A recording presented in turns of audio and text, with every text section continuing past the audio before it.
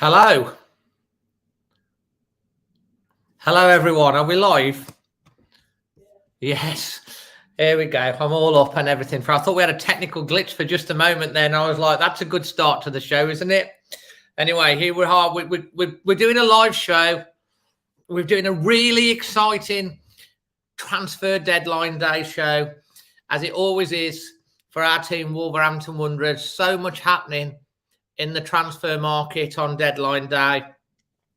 I do believe Ryan Giles might be going out on loan to Blackburn, and we've just seen Everton have just announced Van der Berg. They're doing a bit of business, so it's going to be an interesting one. We've already got over 60 people on the stream, and I'm absolutely chuffed to bits and delighted and thrilled to welcome my good friend.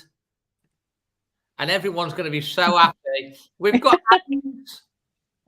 Hey, yeah, you okay? Hello, Amy. What an intro. I don't know if I can live up to that, to be fair.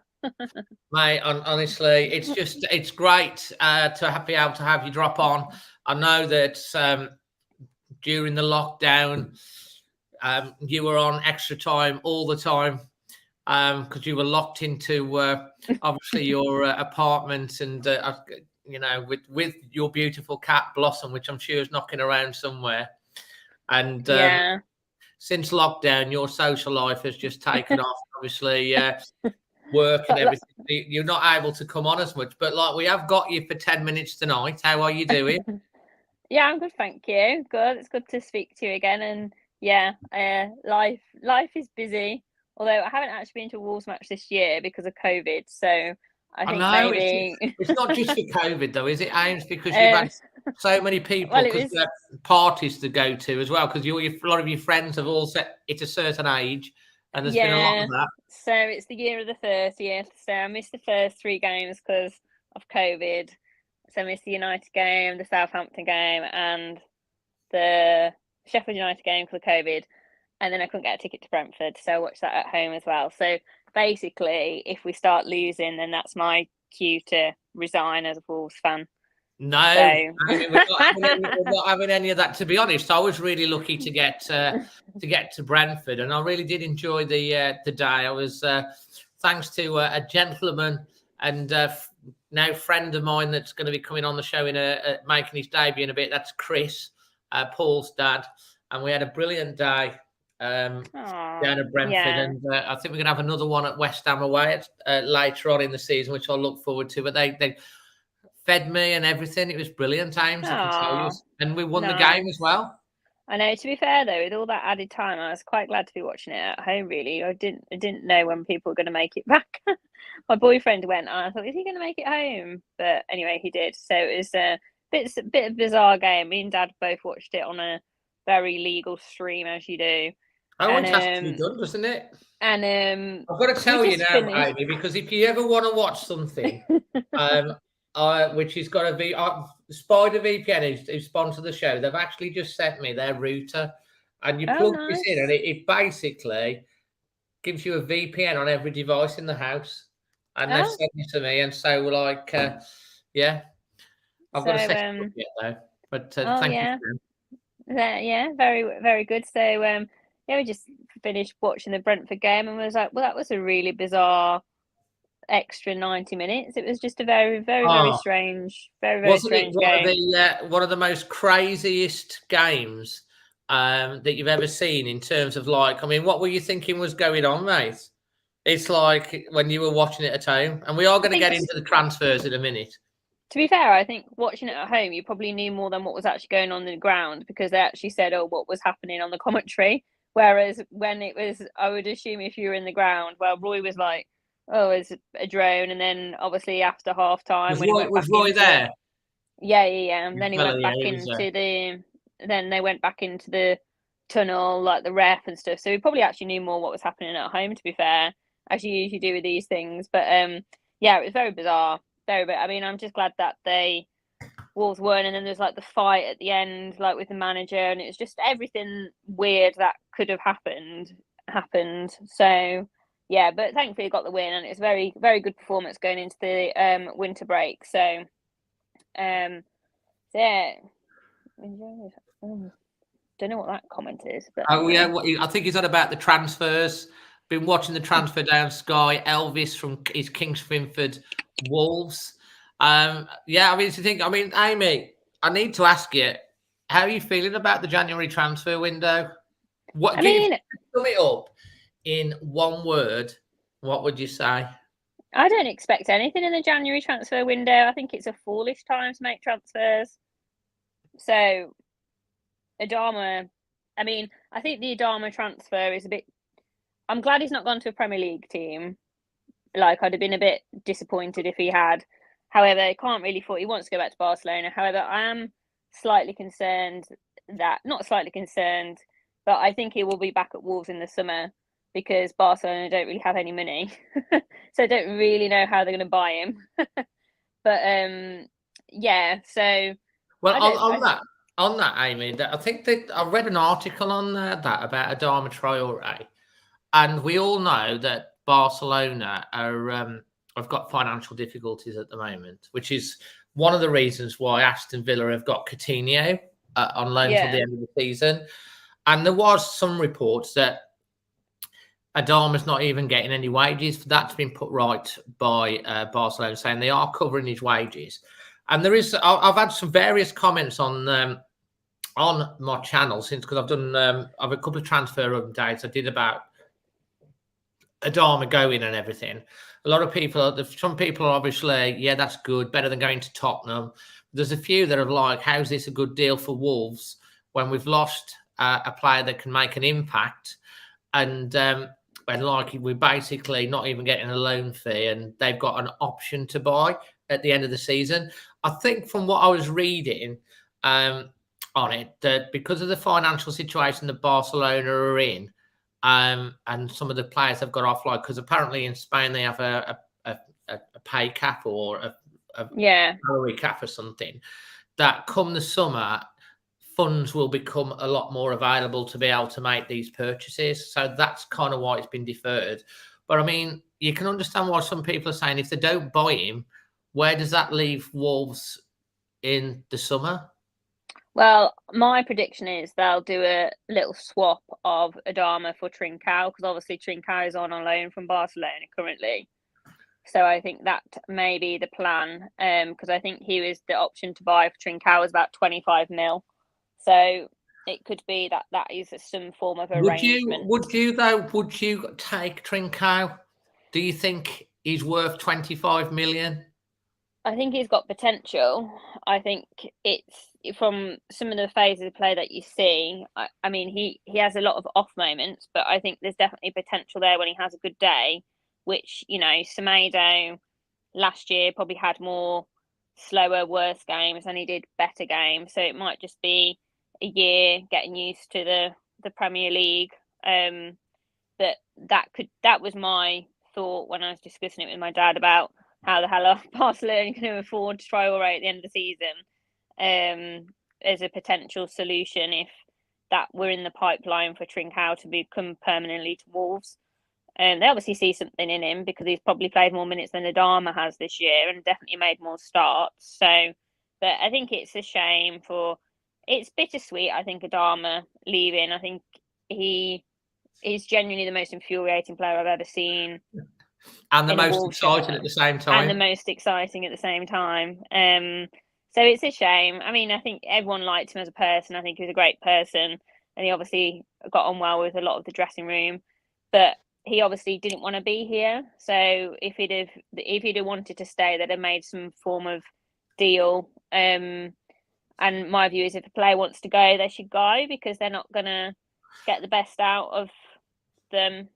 I think you make a really good point there, because again, I've had a few people that have said Wolves, you know, we didn't pay him enough money. Well, he was on something like £45,000 a week, which and the rest probably more than me and you earn basic in a year. That's probably fair to say that.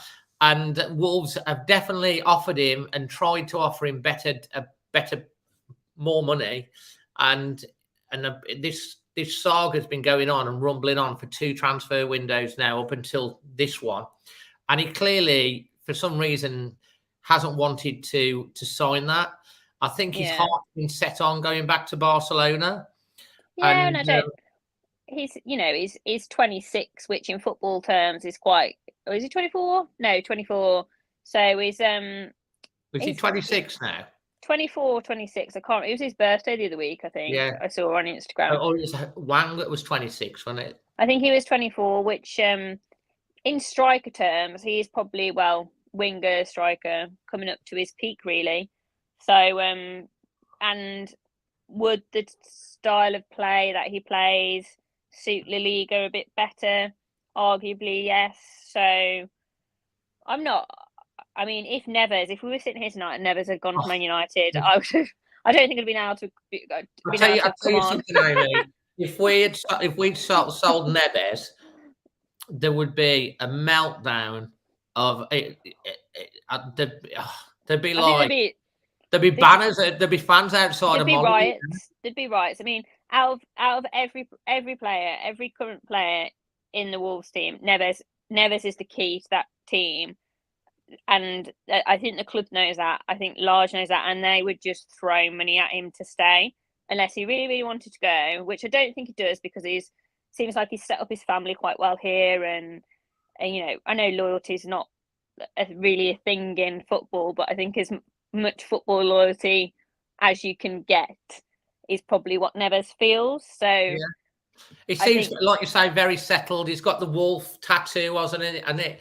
I mean, when Neves first come, we thought we might have him for a year, maybe 2, and we've had him now for 4. In the absence of Conor Cody, he's our captain. He's still young. He's got a young family. There was rumours in the summer that there was a done deal for Arsenal. That never happened. I mean, then Chaotic Ranger has put on here, £40 million for Neves is a joke. Absolutely. I'm laughing at that. If Jack Grealish can go to Manchester City for £100 million, he's only left a little finger in Neves.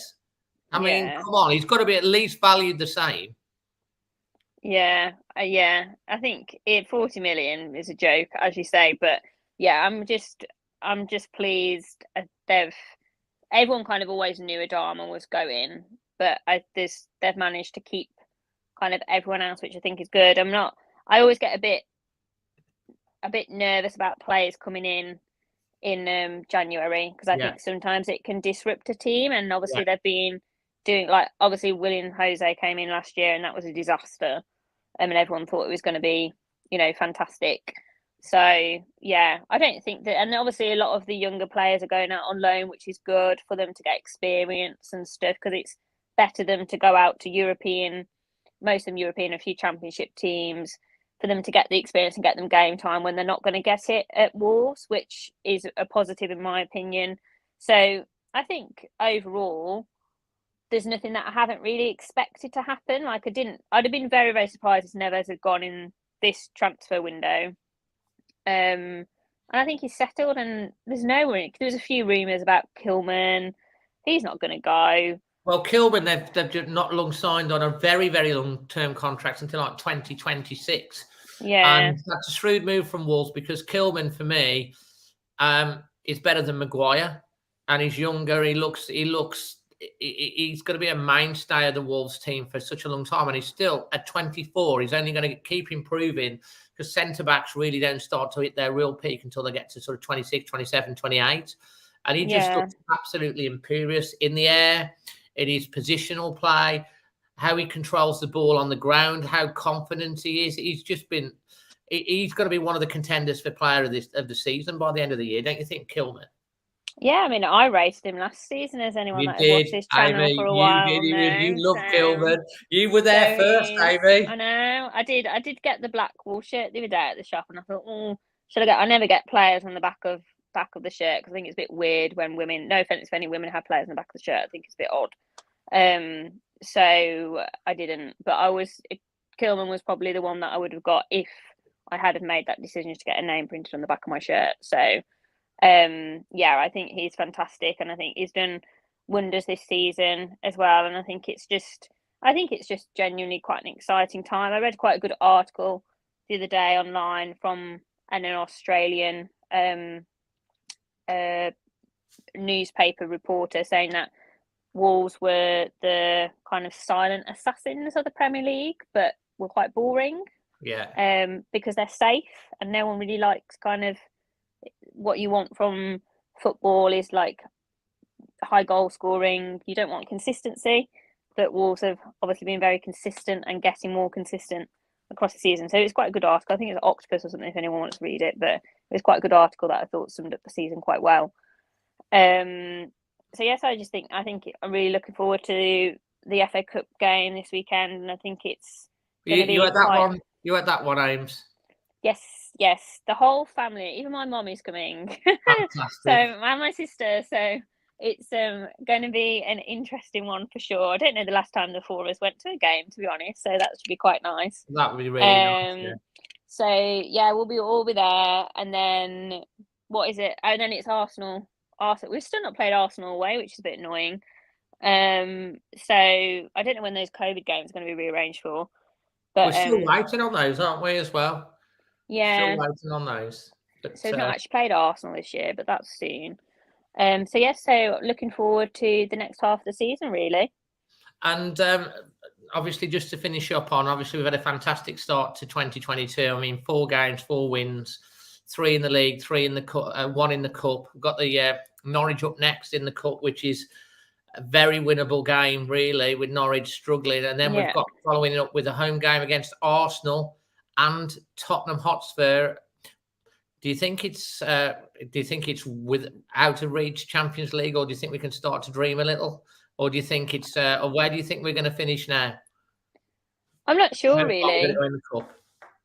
I mean, the cup for me is the priority. I think if we could get a very good cup run / get to the final / win it, that would just be. I'd take that over a Champions League place any day of the week. So. Yeah, 100%. That for me is the priority now this season. I think there's obviously no danger of them get relegated. I think there'd probably be too much to do in the summer to get them up to being able to perform well in Europa or Champions League. So I think that a good cup run / win would just be, I'm 30 this year, so it could be the start of a very good year. So when's your birthday, Ames? It's not July. on cup final day. I was going to say, no, it's July. Cup final day. But yeah, the England semi-final that they won at Wembley, which I went to on my birthday last year. So if it were, then I've actually got quite a good run of games on my birthday, all England. But anyway, you've got a good track record. Yeah, but yeah. So cup. Oh God, I can't even think about it. I think my dad. I don't know what would happen to my dad if they won the FA Cup. I don't even want to think about it. I think you just go into absolute meltdown. No, absolutely. And how is your mom and dad? You all right? Everyone okay? Yeah, everyone's good, thank you. And where will you be sitting on? Where will you be sitting on the weekend? We are in NU3, the 4 of us. North Bank Upper. Indeed, yes. North Bank Upper. So yeah, you'll be upstairs. I'll see anyone around. So if you see Amy at the game on Saturday, don't be frightened to come up and ask for a selfie because you'll be happy to do that. I don't know about that. Fantastic. Amy, thanks for joining us tonight. No Best wishes to your mom and dad and to Roy as well. You too. And we'll catch up with you soon. Yeah, speak to you soon. Cheers, mate. Bye. Bye. So that's Amy. Good to have her on the channel. Absolutely fantastic to get her back and give her opinions. Next up, we have got Scott. Hello, Scott. How are you? Oh my God, you've got your flowery wallpaper on again. Yeah, it's always here, unfortunately. You to be honest, mate, I moved my position because I used to get the stick for the wallpaper, and now I've got a blind, so it's kind of nice. And I can see that you've got your Ruben Neves top, but mate, you just need to loosen that top button. It's a bit stiff. Just loosen it up a bit. That's it. Chill out, relax. That's better. You look more relaxed there. You look like you were going on to be a butler or something. Mate, how's your day been? You're looking very clean shaven as well, and have you had your haircut as well? Have you? Yeah, I've had an haircut and I got a shave today. for freshen myself up. It's like a younger version that we've got turned up today. Fantastic. Loads of people saying good evening to you, mate. I mean, let's just have a quick run through the ins. We've got Hayo Kanobi, loaned back to Grasshoppers, 26-year-old midfielder who we bought. Chiquinho, 21-year-old Portuguese winger, 3 million we paid for him. He looks like he could have some potential. He's not going out. Wang's contract has been signed permanent, but we're not paying for him till the summer. So he's kind of like a permanent signing, but we had him before. Joe Son Bin, 19-year-old Korean winger, loaned to Grasshoppers. Obviously, we know about Barcelona. Austin Samuels, sold to Inverdas Caledonian Thistle. What a great name for a club that is. Jordau's gone to Grasshoppers. Sanderson to QPR. Ryan Giles has just been announced as going to Blackburn, and Oscar Burr has had his contract terminated by mutual consent.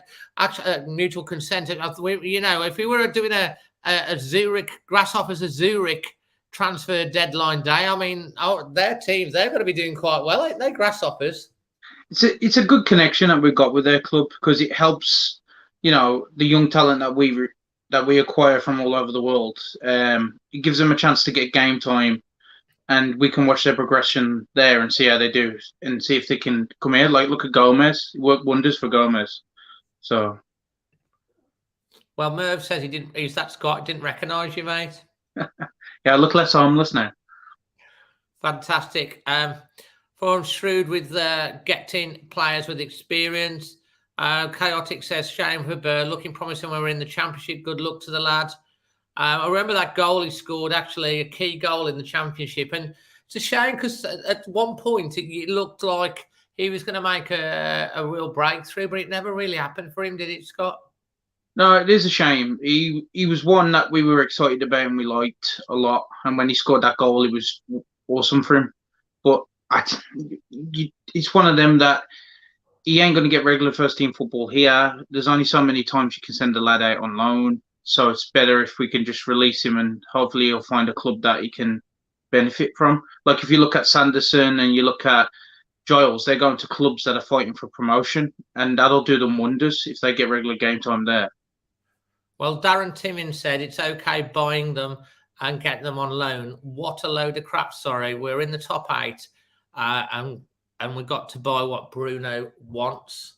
Thoughts? Yeah, I would argue as well. Like, Bruno's been very vocal about what he wants, what he needs, and we ain't really getting it. I get from a certain point of view, you know, we've got Neto coming back, we've got Johnny coming back, we're going to have Saïss coming back now since Morocco are out, you know, but you look at Jordao. Jordao was one that we thought he'll be back soon, you know, maybe he can fit in somewhere, and yet he's gone straight to Grasshoppers. So, personally, I don't think we do need anybody. I think we're doing fine as we are, and I think Neto, the additions of Neto, Johnny, and Hee-Chan coming back from injury are only going to be beneficial to us. And at the moment, our team's doing well. It's just if we hit a major injury crisis that you would worry. But I honestly don't believe, with how many games we've got left, we're going to have anything like that to worry about, if you know what I mean. I guess what you're saying, yeah, because that is a worry, isn't it, mate? If we did pick up an injury to the likes of, I mean, at least we haven't sold him. But it's one of them. If there's an option, I don't know if there's an option in the loan to recall players back or not, but we've already done it earlier on to recall players back, and they've been around the training. Some of them got onto the bench. Do you know what I mean? So if we can recall them back, then great. But at the same time, I'm still confident that we'll be fine. I think we've still got enough there to get the job done, to get us into a European spot. And now Johnny and Hee-Chan coming back as well. Yeah, I'm still confident. I get where people are coming from, where we could do with buying some people, get them in, you know, boost certain areas on the pitch. But I'd rather them do nothing now. We still finish the season strong and do well, and then we go big in the summer. But if they don't go big in the summer, that's where I'll be a bit more worried, because if we do achieve European football this season and we don't buy big in the summer, then then I reckon we're just going to be in the same mess we was before when we had the last European campaign. Well, I did have a conversation back actually with the Athletic journalist Tim Spears when I was doing the sleep out, raising money for the homeless, and thanks to everyone that supported me in that and donated. And we had a quick chat about it, and he was saying that he didn't expect Wolves to do much in January, but I have gospel. He believed that Wolves would go very big in the summer, and that's so the first part's coming to pass. I think we're in a good position to make European football. I think if we do make the European football, that certainly helps secure some of our other players like Neves, who desperately probably wants to be playing in that competition, either the Europa League or the Champions League. And of course, if we did make the Europa League or even the Champions League, which is possible, then that brings in extra revenue. But I do think that the Wolves squad wouldn't be able to cope with European football and the Premier League and all the other things that are coming with how strong it is at the moment. It would have to have definite more quality coming in across all positions, especially in that midfield area, because if you lose the likes of Neves or Moutinho, we're very, very thin on the ground, aren't we? Yeah, look, you've only got to look at what happened after the European campaign last time. We got a lot of injuries and we suffered for it. We should learn from our mistakes and invest in a bigger squad.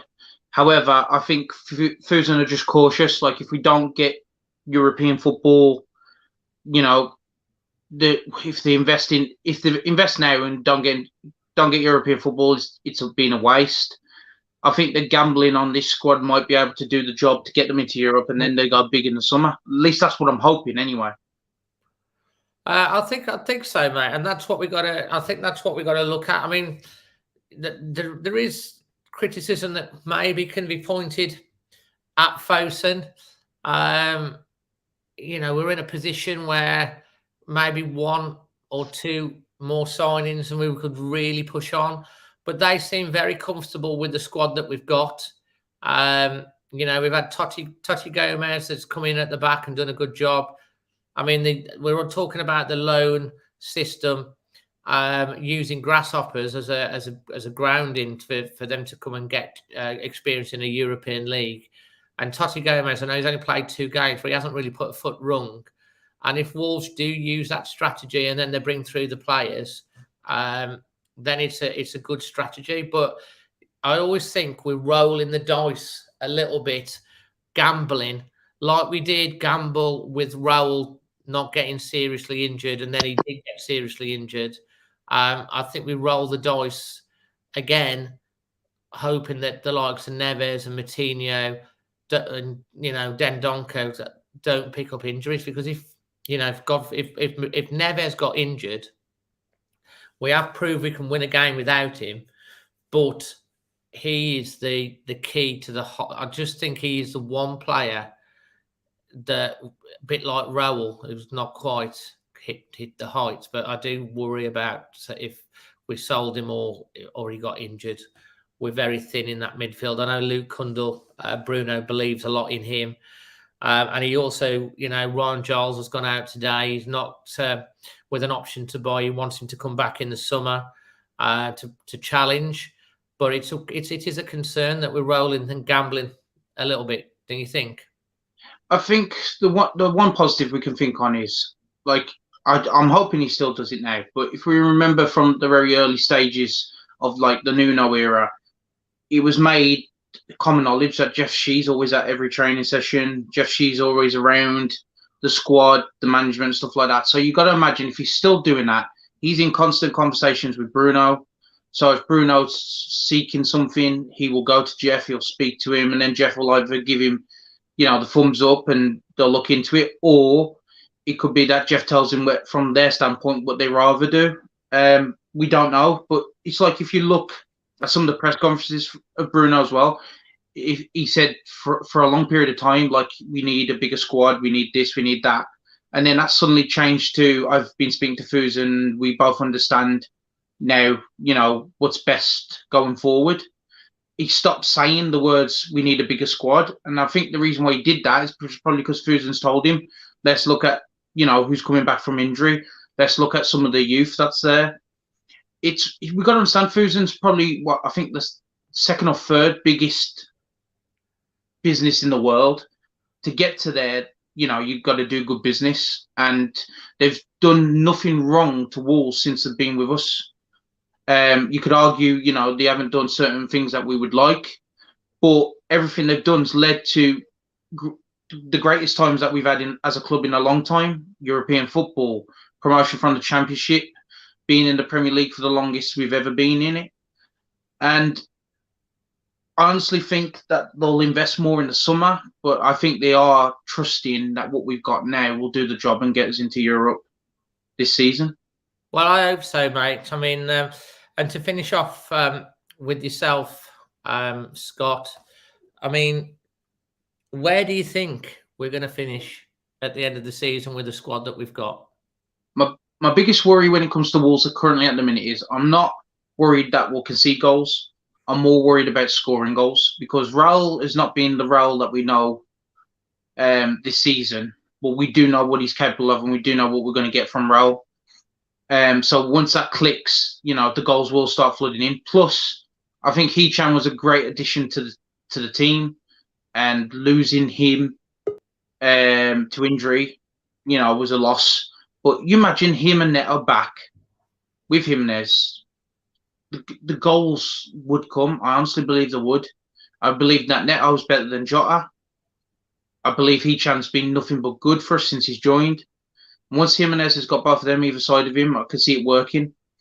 Okay. And then I don't see us conceding any goals. So for me, I can only see us climbing the table. When people talk Champions League, yeah, I would love Champions League, but I'm a realist. I reckon that we'll get Europa, and I reckon it'll be the Conference League way. Well, great. It's still European football, and it's still a great achievement. Well, yeah, I always think with the Europa League as well, and with going to Europe, it's kind of like, for me, it's like a mystery tour of where I'm going to go next, which is all good. So, yeah, we're going to make European places. What position are we going to finish, Scott, and how far are we going in the FA Cup to finish up on? I think 7th will finish in this season. I think we're strong enough to finish 7th, possibly at a push 6th. As for the FA Cup, why not say that we can go on and win it? Because I honestly believe that we can. We've already heard that Bruno said many times that he's going to go strong in the FA Cup, and he's proved that with the. And when you've got somebody like Norwich next in the round, you bet your chips on us actually, doing the business against them. I think your sound's gone. I know, it's because people keep trying to call me. You're just so popular. You're on the telly, Scott. You're on the telly. Mate, thank you very much. We're liking the new look as well. Much appreciated. Hope you'll stick around in the green room and join in with the chat as well. Well, I've got to get ready for work now, so I'll try. Fantastic. All right. Catch you later, Scott. Right. Thanks, mate. All the best, guys. Bye. So that's Scott. Always gets a good contribution. Now, let's just let you guys know what a treat we've got coming up for you. We're going to have Jack on next. Then we've got debuts from Chris. We've got Matt all the way over in Berlin and Germany. He'll be able to give you the update on the latest Neves situation. You'll see what I mean when you see him. And then coming up the rear, we've got the chairman of the Wolves 1877 Trust to give his view on the transfer situation and from the Trust point of view as well, and maybe a few other bits of interesting insight. And you'll have to wait till the end to get him. If you're brand new, please hit a like on the video. Let YouTube know. Please share it around, and we get more fans involved. Let's see whether we can get over 200. And check the link to Spider VPN in the link below. Just click that, then that would be fantastic. And we're going to bring on now Jack. Hello, mate. Evening, Dave. Evening, everyone. Fantastic to have you on again, Jack. I've been really looking forward to having you on this one, Jack, because you always talk quite a lot of sense, and people really enjoy hearing from you and contributing to the Extra Time show. and coming on. And I've run through, obviously, the list of the ins and outs. I don't think there's anything else happened. We've seen the likes of Newcastle throwing money at everything to see what sticks. Everton have invested in a couple of, Van der Beek was one that we were potentially linked with, and they bought in a couple. They've signed, obviously got Lampard, and there's money going around, signings being made. But really, other than the 3 million Chiquinho Portuguese winger that we've bought, and obviously the signing saying we're going to keep He-Chan, there's not really a lot coming. Do you think we're stronger or weaker coming out this transfer window? I think it's difficult to say, isn't it? Because I think we've got a lot of unknowns at the minute. I think we've got, obviously Traore's gone, and I think we've replaced him with the gamble of Neto coming back fully fit and the gamble of Chiquinho being a little bit of a gem. And I do think it's a gamble, particularly with Neto, with such a serious injury. You just don't know how he's going to come back, how long he's going to take to kind of come back. So it's hard to say whether he's stronger or weaker, because we just don't know as supporters, these two players, Chiquinho and Neto, how they're going to contribute compared to what Traore has contributed so far this season. And some people will be saying, well, Traore didn't contribute a lot this season, 1 goal, 1 assist, something like that. But it's the overall play and what he brings as well. I'm just not sure whether Chiquinho and Neto are going to be up to speed and be able to do that. So that's where there's a bit of unknown. Just going back to what you said about the teams that are doing business, they're all struggling teams. And I think that's what January is all about. It's about, those 3 teams you mentioned, Villa, Everton, Newcastle, they've all sacked their managers within the last 2 months as well, haven't they? So they're all looking at new managers coming in, giving them some backing, etc., etc. We've kind of just flown under the radar all season, really. And it's only now the sort of wider media is starting to realise that actually Wolves are having a really good season. And so there's probably not that scrutiny on us in terms of we need to improve. I always think, strike when the iron's hot, etc. And I agree with that. Perhaps this was a good time to bring some depth in. But at the minute, it's like, for example, you talk about central midfield and say we need another midfielder. They've got to be as good as Neves and Moutinho, if not better, to come in, because there's no point signing anyone who's not as good as them. That's the bottom line, isn't it? You're not going to sign anyone who's not at that level because they're not going to contribute. So to find players that are as good as Neves and Moutinho in January that teams are going to be happy to sell for a good price and they want to come and join you is difficult. And this isn't me making excuses for the club, etc., etc. But I just think we've got to kind of look at it, take a step back and look at it and go, actually, signings would have been nice, but is that what we want rather than what we need? Because I think there is a difference. And in terms of what we needed, was probably more important that we kept people like Neves rather than, what we wanted as a fan base. I think you're hitting the nail on the head. Sometimes you can look at what you've got coming in, and obviously the Adama situation. In reality, I think Scott Sellers mentioned this on the write-up. Wolves wanted to keep Adama Traore. They have tried to offer him, more money, and obviously an improved contract. And when you've got a player that's refusing over a long period of time to put pen to paper on a new long-term contract, which would then guarantee a certain value, there might have been a buyout clause that might have been put in there for 40 million or what have you.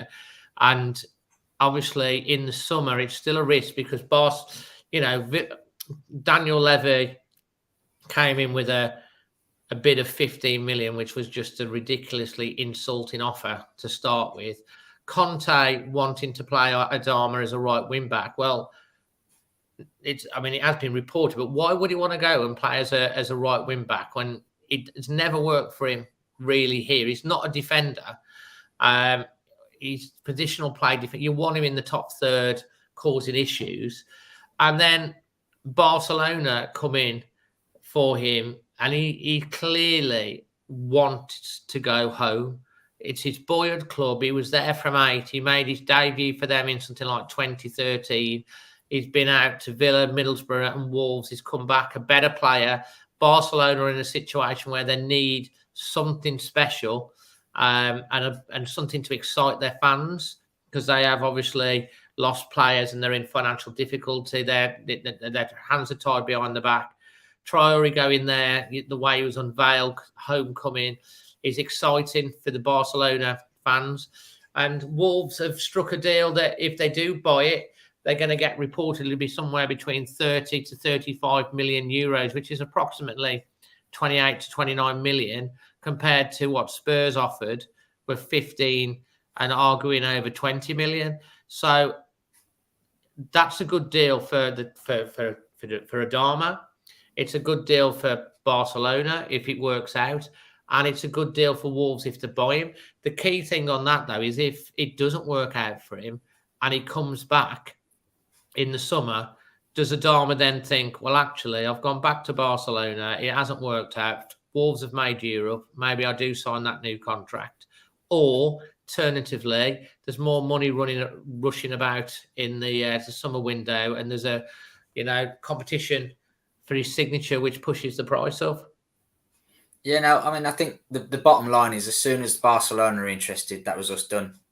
He wasn't going to stay with us once Barcelona. I mean, he didn't want to go to Tottenham, did he? I think that's kind of very obvious, and they haven't come out and said it as in those terms. But I don't think he wanted to go and play for Tottenham. So as soon as Barcelona were interested, that was us done. We weren't going to be able to keep him, and we probably shouldn't keep him. It was the same when Jota went to Liverpool. As soon as Jota knew that Liverpool wanted him, he didn't want to play for Wolves anymore. And you can't really blame him, as much as we all think Wolves are the greatest team in the world, and to us they are. To these players, going to Liverpool, going to Barcelona is a step up. And we've almost got to kind of accept that as a fan base and kind of go, you know what, players are going to move on to bigger and better things. But if we can use the money to reinvest, and if we can prove to players that are coming in, you come and play for us, give us everything you've got for 3 years, and you can go off and play for Barcelona, you can go off and play for Liverpool at the end of it, they're going to want to come and play for us then. So I think we've actually played it pretty well. We've come out of the whole situation looking like a very decent football club, because we've allowed a player to go and play for his hometown team. We've done a deal where the club, in terms of Barcelona, can kind of do it on their terms, if you like, in terms of the loan deal first. They haven't had to, push the wages up. Use that so many times to good effect. Semedo, I think, might have been one. Raul, Wang. And I've had some comments on some of my YouTube videos. What are Wolves getting out of this? And it's like, it does sometimes work, but the other way. Wolves have done that so often, tried a player, it's worked out, and then they bought him. And sometimes it hasn't. I'm not so sure, because Amy seems to think when she was on about Trincao, I'm not so sure Wolves will buy Trincao, not for £25 million. I just don't see how he's worth 25 million. I think there's a deal to be done, isn't there? It might be a bit of a go back to the negotiating table and kind of, we'll shave 7 million off here if we do this and whatever. So I mean, I like Trincao. I don't mind nailing it close to the mast. I think he's a good. Has he scored player for us yet? He scored in the cup, didn't he? But I just think you watch him. I think the way that Bruno wants us to play, I think Trincao is a good fit for that. He's intricate, his one touch, his vision is good. Okay. Traore was more of a battering ram, wasn't he? He comes on and he runs through defenders, he runs around defenders, and it's up to the other players to kind of catch up and get on the end of whatever he produces. Whereas I think Trincao is a bit more involved in the build-up and the team play. So I can see a situation where actually, if you did it as a straight swap Traore to Trincao, as much as people might not want to kind of admit it, we might even be better off in that sense, in that Trincao is probably more suited to how Bruno wants us to play long term. Whether that happens or not, I don't know. Like you say, 25 million seems a big deal at the minute for someone who hasn't scored a goal or got an assist in the league. I mean, he's had a couple of really good chances that he should have scored, hasn't he? And he scored in the cup. But then Traore was very similar to that, wasn't he? And, yeah. And then right at the end, just when we're selling him, he starts putting the ball in the net. Well, that goal against Brentford was fantastic. Yeah, it was. It's just such a shame it got disallowed, but it was exactly. He made the run. He used his pace. He used his strength. He put the ball in the top of the net with a blistering shot, and then he was just slightly too fast for the defender and was fraction offside. And he's obviously, after he went from 0 to hero in the previous game when he skied one over the bar, which he should have scored, and then he had that chance a minute later and he kept his composure and put the ball in the net. And we saw the best of Traore in that. And I think the way he Connor Cody hugged him at the end, the way he celebrated with the bench. You could almost feel that that's probably the last time we're going to see him in a Wolves shirt. And he's gone. And to be honest with you, I met him. I had a chance to talk to him with me and my dad. I put a picture up on my socials. He was lovely. He's really, really, really lovely chap. And, you don't see much of his family life or his personal life and everything, but he probably was a bit homesick. And he, like you say, going back, the chance to go back to Barcelona, his home. He is a Catalonian. It's like, he's gonna want to do it. He's gonna want to impress. He's gonna want to stay there. It's a big opportunity for him. And I take your point on Trincao. To be fair, I think he's got the potential. He just frustrates me a little. Yeah, no, I mean, I think the thing with Traore, like we've just said, he's in the 4 years he's been with us, he's given us everything, hasn't he? He doesn't owe us anything. We probably don't owe him anything. It's probably a nice time for him to move on, wasn't it? There's talk about, the contract situation had dragged on a little bit. I know Scott Sellers mentioned it in his sort of statement on the website. We hadn't been able to agree, whether that was agents, pushing for more money, whether that was Adama pushing for bonuses. We just don't know, and we probably never will know. So the longer that dragged on, the more it became an issue, the more it sort of divided the fan base into sell him, keep him, this, that, and the other. So it's probably a nice sort of natural part in other ways, isn't it? In terms of sometimes you can have a good breakup, can't you, in some ways, and you kind of go, well, Adama's happy to move on. We're happy with the deal we got for him. We're happy with the players that we've brought in to replace him. No one kind of really suffers other than maybe the fans that kind of thought he was the best player we had, and people who think, oh, what happens if we don't get the money in the summer and he comes back and starts sulking because his dream move's fallen through, etc. But we just don't know what's going to happen, do we? In terms of, I know it's an option to buy, but I think a lot of that is to do with the fact that if it was an obligation, it comes out of Barcelona's accounts this year, and they've already spent all their money on Ferran Torres, haven't they? So I think I think the underlying thing is they will sign him in the summer, but they can't say that because then they'll get charged for him this year, and I think it's something to do with that. I know that's exactly that's kind of exactly it. I mean, Darren Timmins has put on here, Dave. Obviously, we know he's gone. Newcastle trying to get Connor Cody. I mean, this is one of the biggest jokes going. I mean, I've seen this. It's like all the money in the world. I don't think Connor would go to Newcastle. To be fair, it's like what? That's just was a non-starter. It's just paid. Have they not just paid 13 million for Dan Burn as well? Well, they're just so on that basis, Connor's worth about 100 million, isn't he? He is the same as Neves. He's worth as every bit as much as Jack Grealish. It's like Connor Cody has had a brilliant. It's probably his best season for Wolves. He's been absolutely brilliant this year. I mean, I know he's had criticism, but I think he's stepped up another level this year, Connor Cody, and I think he's had a massive influence over the defence. I think the goalkeeping coach Jose Sarr. If you think about some shrewd signings that we've made, Jose Sarr. It came in last summer, was all panicking about Rui, and they brought in Jose Sarr, which some people can arguably say is an upgrade. Max Kiltman has come into the side. I mean, he saved us. Totti Gomez, Saiss is coming back. It's we've got some fantastic players, and if someone was to turn around and say like we're going to buy Willy Bolly, Johnny Otto, Pedro Neto, and Wang Hee-chan. And they were 4 signings in this window, all coming back from injury. And Mosquera as well. Mosquera as well, yeah. Come back, yeah. And they're all coming back from injury. So if you take into account, you can probably understand why they're keeping the powder a little bit on the dry side. Jack, just to finish up on that, pal. Obviously, where we're at with the squad right now. Same question I've asked everyone else. FA Cup. Where are we going to finish in the league? Where do you believe? If you could say right now, I think we're going to finish here. This is what we're going to achieve this year. What do you believe? I think we'll finish 7th. You think 7th? I think we're reeling one of the teams above us, whether it's West Ham or Tottenham or someone. I think we'll overtake someone. whether that's enough for Europe, it'll depend on who wins the cups, doesn't it? Hopefully, it's us that win the cup. I would love that. I really, really would, because I think that's the kind of thing you're going to take with you, isn't it? You know, if we win the FA Cup this year, that's what everyone will remember this season for. Not finishing 7th, not this, be winning the FA Cup, and that's kind of what you want as fans. Kind of what a lot depends on the draw, doesn't it, and who you get, and this, that, and the other. I trust Bruno to take it seriously. The fans are taking it seriously. Norwich is sold out. Sheffield United was pretty much sold out, wasn't it? If you compare that to them lot down the road, the West Birmingham Baggy Birds. I mean, and you look at the third round, they say they're like a big club, and they're falling apart at the moment, ain't they? Them lot down the road.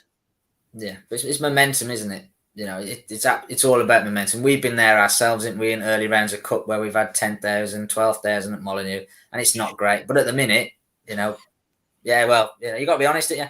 People can't get enough of going to watch Wolves at the minute. You know, people want to buy into what we're doing and get behind the team, which is great. And I think that will carry us through the Norwich game. I really do. I think it'll. And then you're into the last be like a league game. It'll feel like a league game, and that'll help the players concentrate and focus and get involved. So I'm nailing my colours to the mast. I think we'll win on Saturday. I really do. And then you'll see who you get in the next round, and you take it from there. Don't you? It's literally one game at a time with the FA Cup, because you could draw Man City in the next round and think, oh, well, that's it. That's gone for a year. But you never know, you know. So I hope you're right, because we really need to put that semi-final from Watford right. We need to. Yeah. So we're only 3 games from another semi. What is it? 3 games? 2 games? 3 games from another semi-final. I think 2 more rounds after Norwich if we get through, and then it's the semi, isn't it? So, you know. Oh, here we go. Hold on. Go on. Dave, watching Sky, Man U and Arsenal are putting a £40 million bid for Neves. They're not selling Neves. Which half of him do they want for? Which leg? Million? I know, yeah. Which arm? They can which have leg? Yeah, exactly. Yeah, 40 million. Dear me. I mean, you know, what Wolves? If Wolves sold Neves now, our season's done, isn't it? We won't go down, but that would be. Our Europe would be gone. The whole city wouldn't recover from it, would it? It'd be just such a huge blow. I mean, I think there's the conversation to be had in the summer, isn't there, with Neves and things, if we don't get into Europe, because that's clearly the level he should be playing at, really, isn't it? Yeah. So there's a conversation in the summer, whatever happens. But as of right now, I think he's happy at Wolves, isn't he? He enjoys being at Wolves. He's enjoying the way that we're playing. The same with Cody, you know, they can throw as much money at they want Newcastle. I just don't think those players would want to leave. You know, so I think you're absolutely right, mate. But we'll keep us updated on anyone who has anything on coming on. Just put it on the on the chat. Jack, thanks ever so much for joining us again. Hopefully we'll see you at the weekend on the show. And until then, mate, thank you very much for your thoughts. Brilliantly put across as usual. No problem. See you later, guys. Brilliant. So that's Jack. I'm delighted. We've got Matt and then Sam coming up, but we've got this young man here. Hello, Chris, making your debut, and what a brilliant room you've got. Yeah, this is my Wolves room as well as a study. I love it, mate. And is that is that Neves you've got there? Yeah, it's a signed top that somebody got for me for my birthday last year.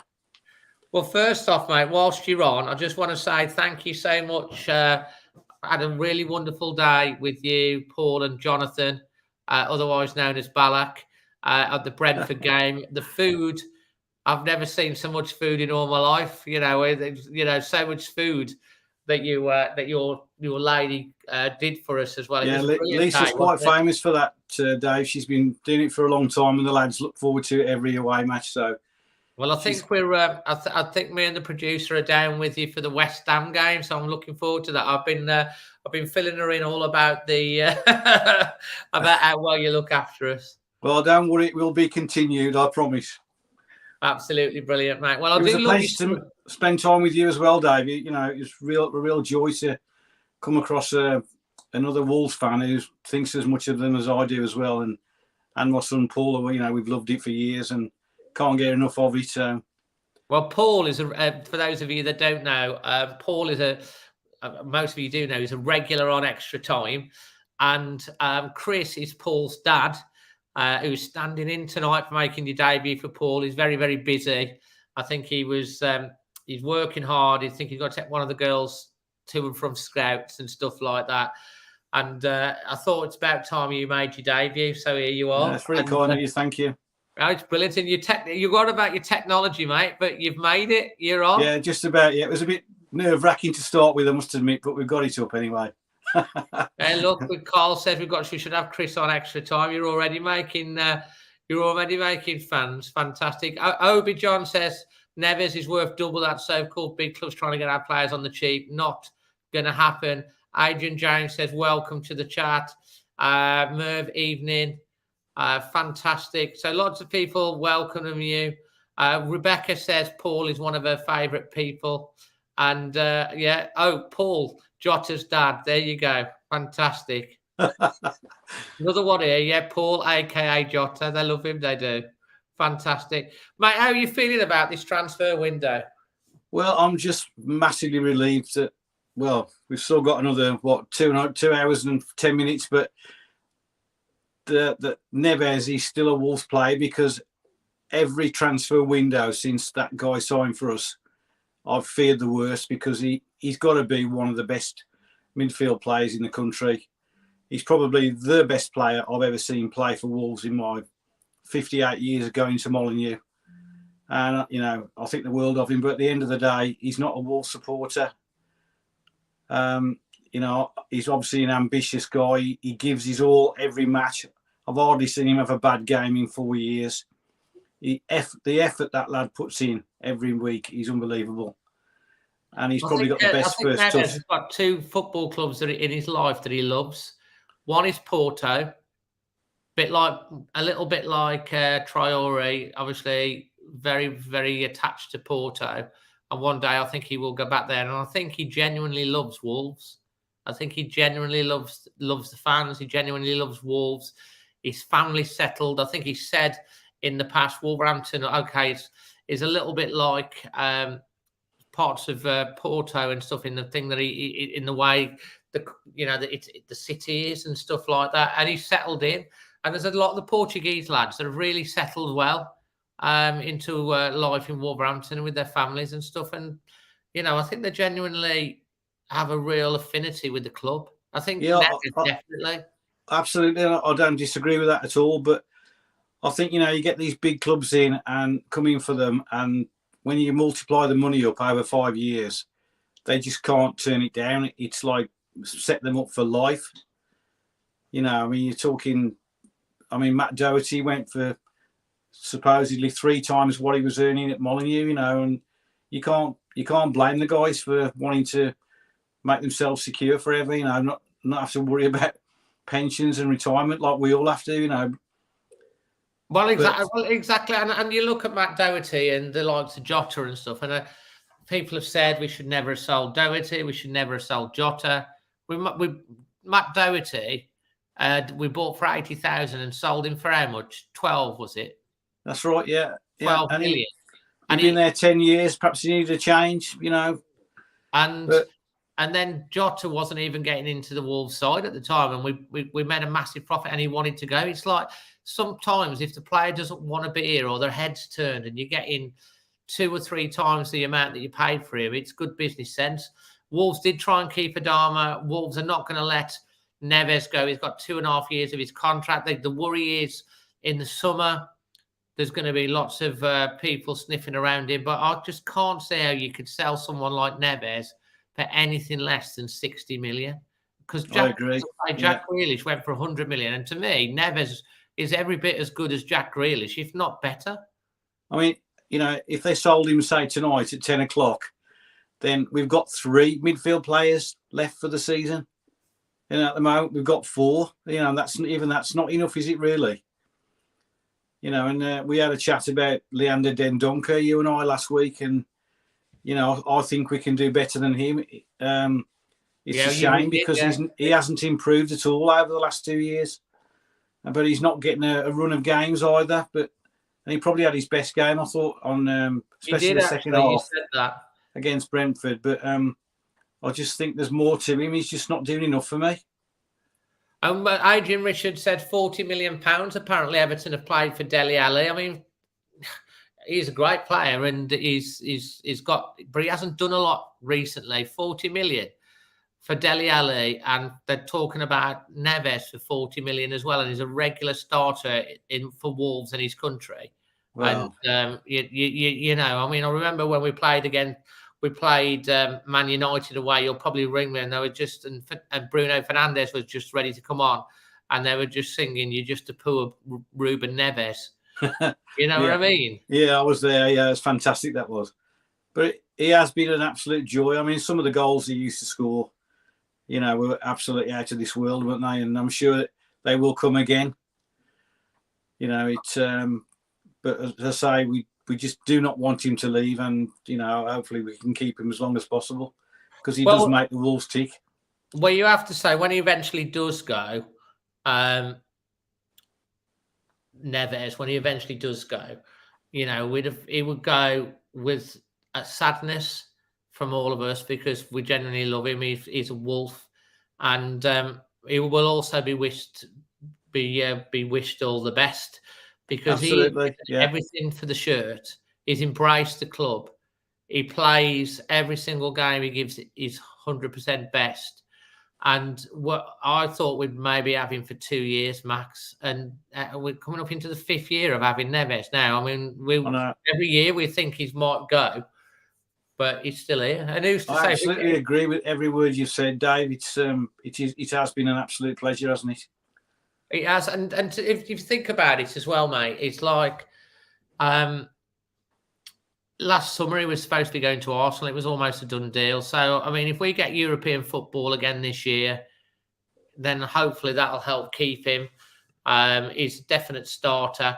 But the worry is, Wolves, if we do sell him, who replaces him? Moutinho, I love Moutinho. He's like his energy and how he plays, but he's not getting any younger. And you do worry, like, if we lost Neves, who's going to come in? We've got Luke Cundle and Bruno. And Dendoncker. Okay, Jorda's out on loan. We'd have to bring in someone that can replace. And that's the worry. If we lost him, what would happen? I agree. Yeah, but you know, nothing lasts forever, does it? That's the trouble. And as I say, I would wish him well if ever he decides to move on. But we just got to enjoy what we got him, haven't we? He is an absolute gem. He is. Well, Jose here says Renato Sanchez and Polina. Yeah, I'd take both of them if we could get them. I'd feel a lot happier if Neves did left and we had Renato Sanchez and Polina in the middle of the park. Then I would feel, you know, but we'd have to sell Neves for about 75 million to 80 million, and then we could afford both of them to replace him. But I don't think either of them can pass the ball like Ruben does, do they? Well, you see some of the vision. I remember that ball that he played to Saïs for that goal the other week, how he saw it and played the ball. It was just magical. It wasn't even there to be seen, and he saw it. You know, some of the, you know, the goal he scored as well the other day. We've missed him doing that. The way he placed it into it was just brilliant. Yeah, Sheffield Wednesday all over again, wasn't it? He passed the ball into the net. It was, and he's got all of that. The only thing that he hasn't contributed as much recently is goals from free kicks and out the area. It was overdue one, and I'm hoping he's going to do more of that. Wolves seem to be scoring more goals. LH says, worried Bruno will walk. Absolutely honest. Think he's been told to pack a lies. Personally, I think Scott Sellers is out of his depth. I don't know what you think about that. I think that's a bit harsh. I don't think Bruno Lage is going to walk away from Wolves. Let's face it, this is a massive opportunity for him. Where's he going to walk away to? Yeah, I think he's definitely creating a really good reputation now. When he came along, nobody knew what he was like. I think he'd been at Sheffield Wednesday and Swansea, had he, as a assistant manager. But he's definitely made an impression on me, and he seems to be improving most of the team. Well, one by one. You look. Well, I think it was Manny when he was on here. He said that he's improved every single player on that team, probably bar Adama and Raul, who's not really quite back at his best. I think like what you said. I think when Pedro Neto comes back into the side, I think you might see Raul chipping in with more goals because I think I think quite well. I think the service Raul's been having this season has been absolutely abysmal, to be honest. Yeah. I mean, you could have Gary Lineker and Alan Shearer up front, and they wouldn't have scored with some of the crosses that were coming into the box at one point. But nobody's mentioned Daniel Podence tonight, and I think he's made an absolute massive difference to the team at the moment. He's getting on the ball and making things happen and taking risks with his passes, which don't always come off. But, when they do, he looks great. And I thought he was brilliant against Brentford. I tell you what, Daniel Podence has been fantastic. Now he's fully fit, and he always looks like it. And he's a clever player. The way he's a lot more intelligent footballer than, in some ways, Adama Traore. They often said about his football intelligence and decision making.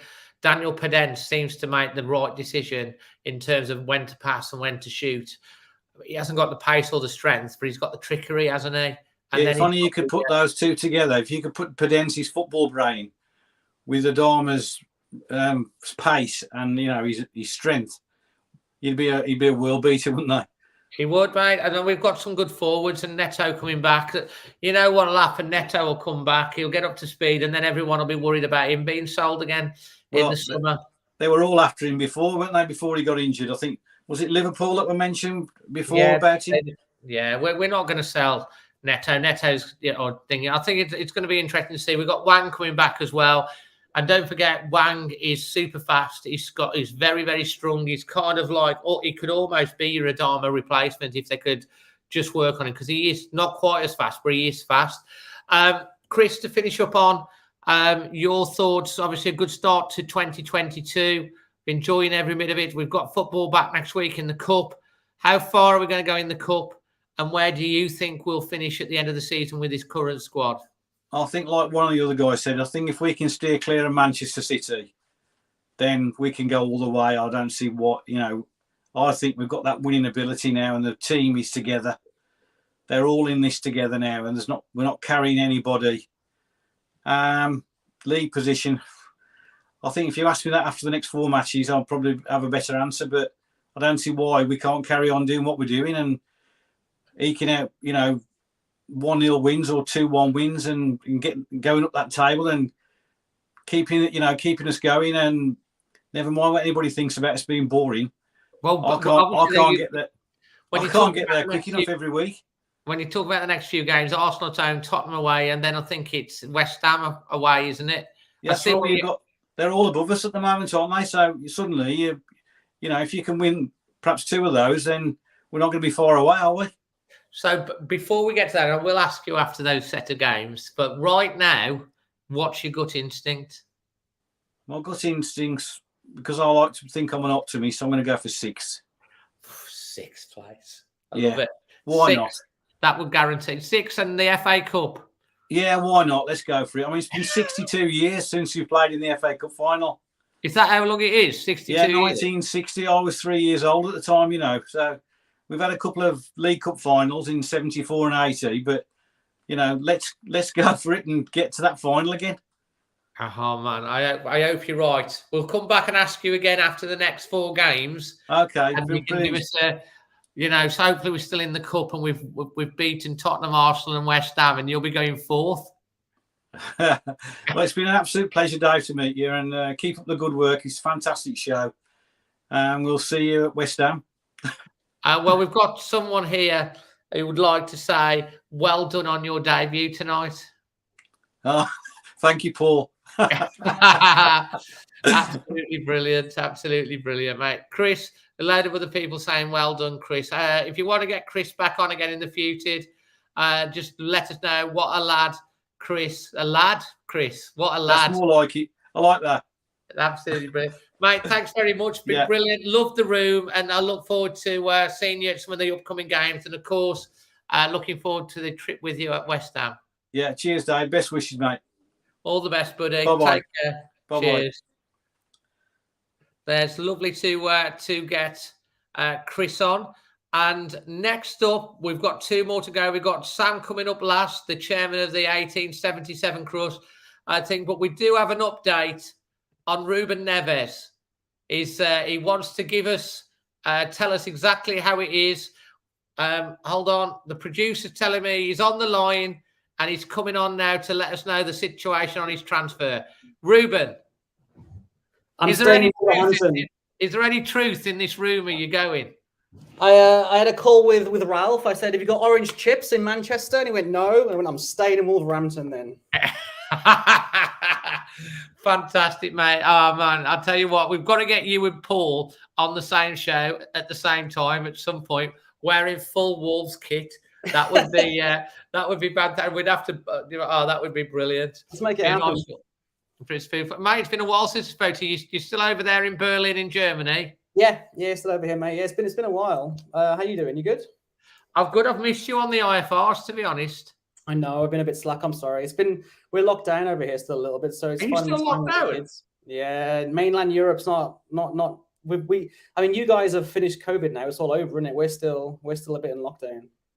What sort of lockdown are you in? I didn't realize. It was the kids have been the kindergartens have been closed, the schools have been closed. It all depends on when there's like a wave of corona. And being in Berlin, big city, lots of people. We're like about 4 weeks behind you guys. So the wave here is pretty big at the moment. And they're being extra cautious. Oh, right. I didn't realise, mate. Well, hopefully that's sorted out. If you watch the Bundesliga, a lot of it's behind closed doors again. In the Bundesliga. Yeah. Or like 50%. They have like limits on crowds as well. The clubs are closed, etc. Yeah, I think there's like a curfew on bars at midnight to go home. Yeah, mask mandates everywhere. You've got to have a vaccine to go in any shop. Vaccine passports to go in any shop, otherwise you can't get in. Even to get into a shop? Yeah, supermarkets that you can go into and pharmacies. But if you want to do any clothes shopping, you want to go to the Wolves Club shop, you'd have to get a vaccine passport to get in there. Yeah. My goodness me. Oh, well, hopefully you'll come out of it very, very soon, mate. Yeah.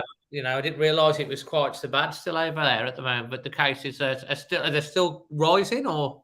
Yeah, it is. But same in the UK, right? No one's getting too sick, as it feels like. Like with Omicron, it's like big case numbers, but the effect on the hospitals isn't quite as bad as it was, in the first wave back in 2020. So it's all good.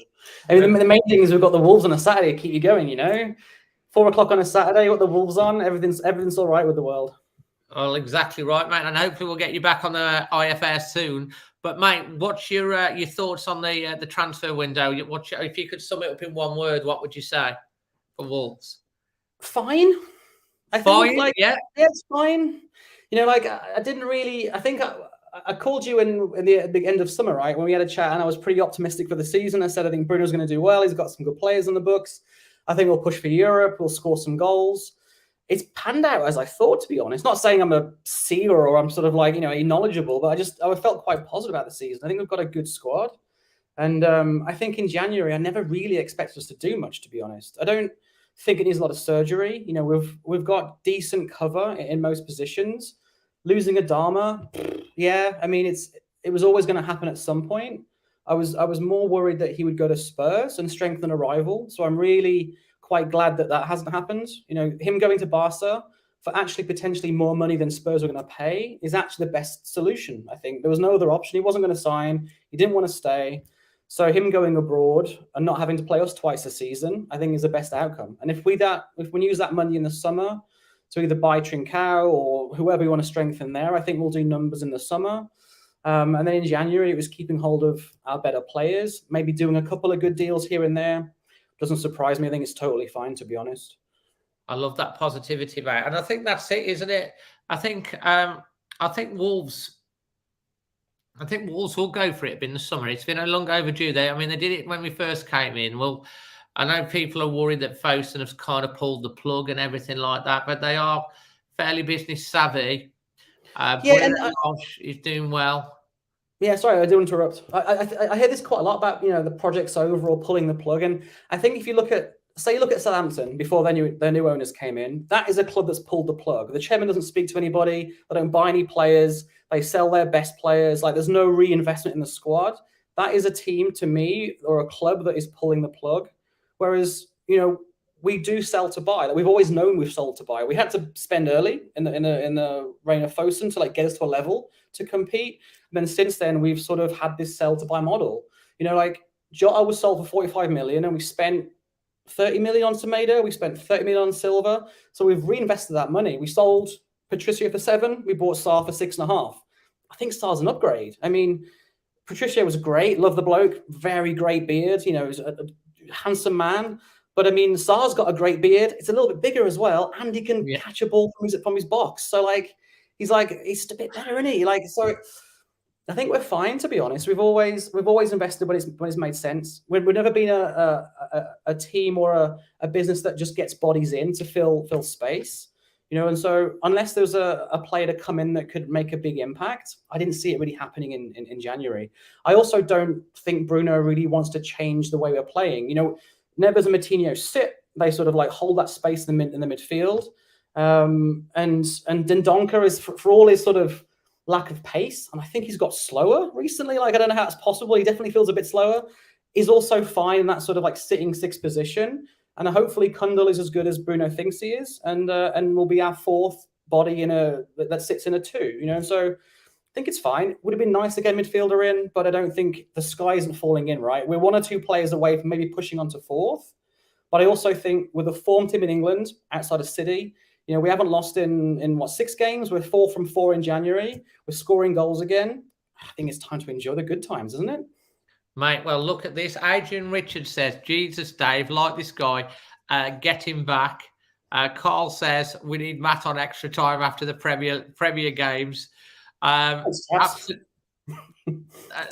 loving this positivity, mate. And you made me laugh about when you were talking about Sarr. He's got a better beard. It's like everything's a little bit better, isn't it? It's like it's slightly a bit better on everything. But on the January window as well, I mean, you look at our rivals, and our rivals now, which is kind of mad, is Arsenal, Spurs, United, which is crazy, right? Like, well, I mean, I've been a supporter for 38 years, and this is the best it's ever been for me. I mean, we've seen, Dave, we've seen the bad years of Wolves, growing up, you know, and so we've stuck around. And so where we are now, we're sort of competing with Spurs, Arsenal, and United in the league is kind of astonishing. And I think our first 11 challenges most of theirs, to be honest. And then you look in January, I mean, what have they actually done to strengthen? I mean, Spurs have let go of $102 million euros worth of talent today on loan. You know, and Ndombele, Lo Celso, and Gil have gone out on loan. So like, spending money doesn't always work. They brought in players that like they might be okay, but the Swedish guy has been pretty horrible for 2 years in Juventus, so I don't really rate him. Arsenal haven't scored a goal in 4 games and have lost Aubameyang today. They've not brought anybody in, so they're not stronger. Yeah, just saying, Aubameyang to Barcelona deal agreed. Gary Brady's saying. Yeah, and so then United, they've lost Greenwood for reasons, so he's not playing for a while. They've lost Martial. They have not brought anyone else in either. And our midfield dominated theirs a month ago, and the United fans on Twitter were talking about Moutinho Neves running the show. Like, you know, they brought in Ronaldo, but one player doesn't make a team. Exactly. In fact, I think Ronaldo's made him worse. You know, like you've got this sort of the king of gegenpress in Ranić, and you've got Ronaldo up front that want to run around. I mean, it's just not going to work, is it? So I think it's fine. I think in comparison to where we are and with our rivals, I'm not too concerned. I mean, Brighton, another potential rival, have lost Burn today, and they've not bought anyone else in either. So, like, he hadn't got long of his contract left, had he, Dan Burn? No, true. But again, they've not strengthened, have they? They've not improved their squad this window. Yeah, the Wolf has said here as well, like this, Matt, talking like I think, which is great. Mate, you're so super positive, and you're quite funny as well, which is kind of cool. On the flip side, look at the alternative, and the alternative is like the Villa or the Everton model, which is buying sort of expensive. You say experienced, I'd say washed up players that have. I mean, Dele Alli for 40 million. He hasn't played football for 2 years. I mean, if you're buying him for his TikTok videos, I mean, that's a pretty good deal. But buying him for his football is expensive. You know, and I mean, Coutinho, I mean, come on now. If he's not doing it at Barcelona in Spain, he's not doing it at Villa in Birmingham, is he, on a Wednesday? I mean, I don't see it working, to be honest. Mate, that's got to be line of the night. Dele Alli for 14 million. Some people call it experience. I call it washed up.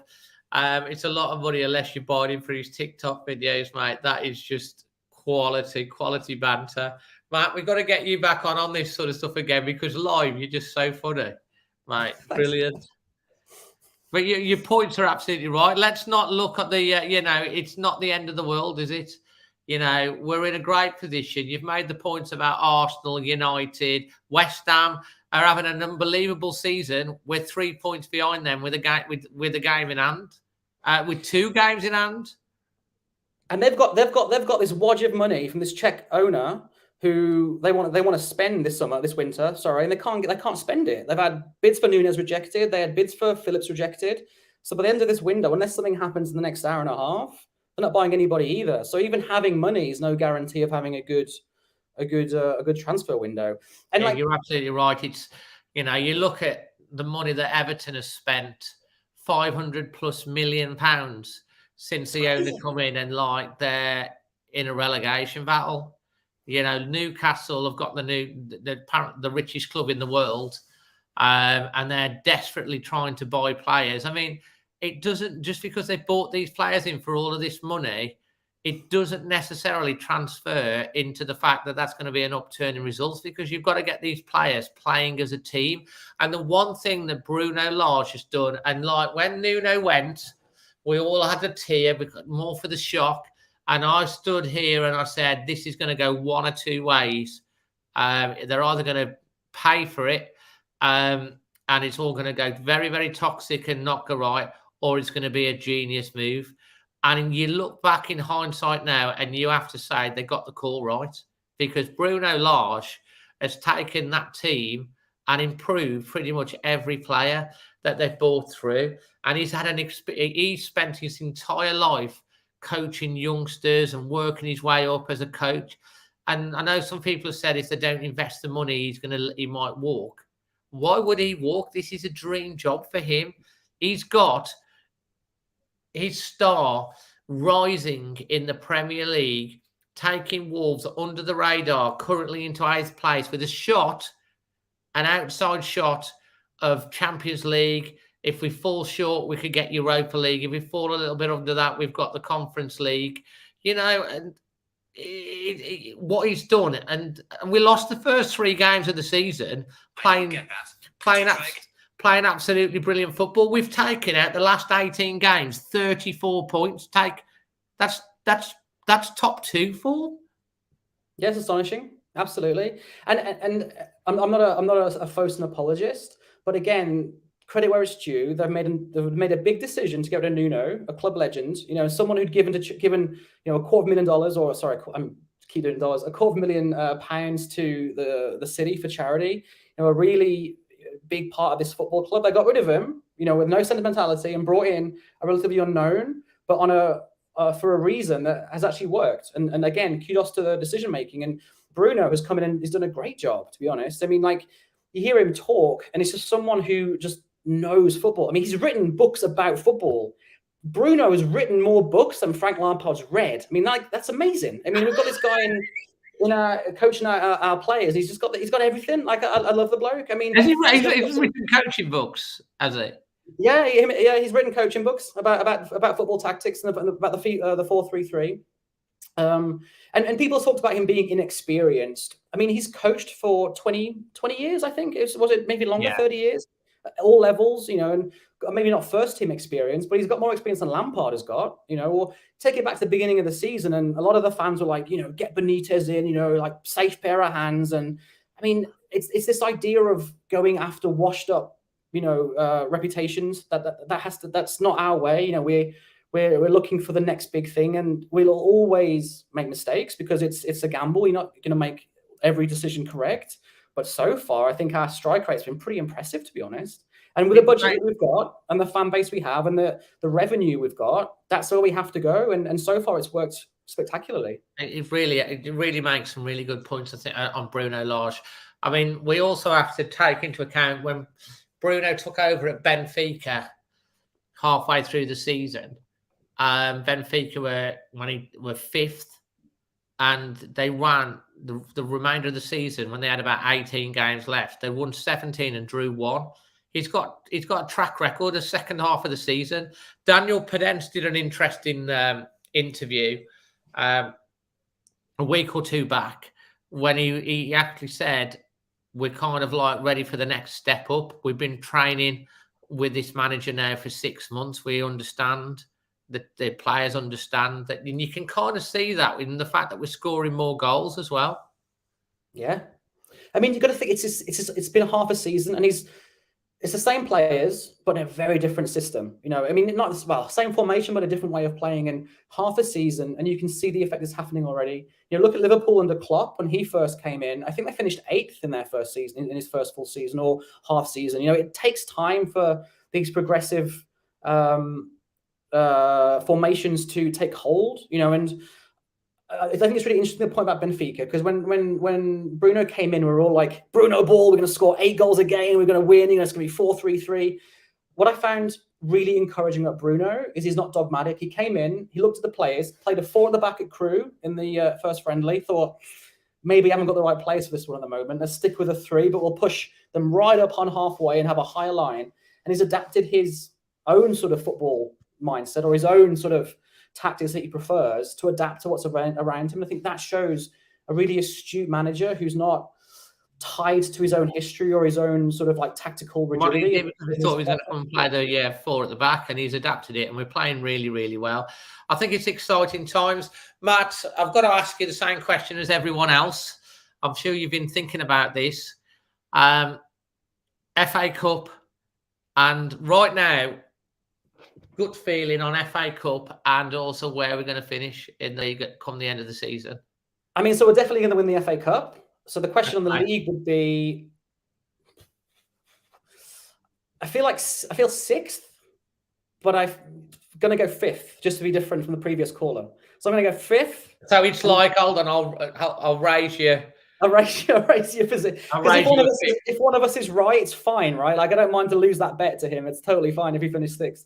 No, I'm gonna go 5th in the FA Cup. 5th and winning the FA Cup. What a thing to finish off your one, Matt.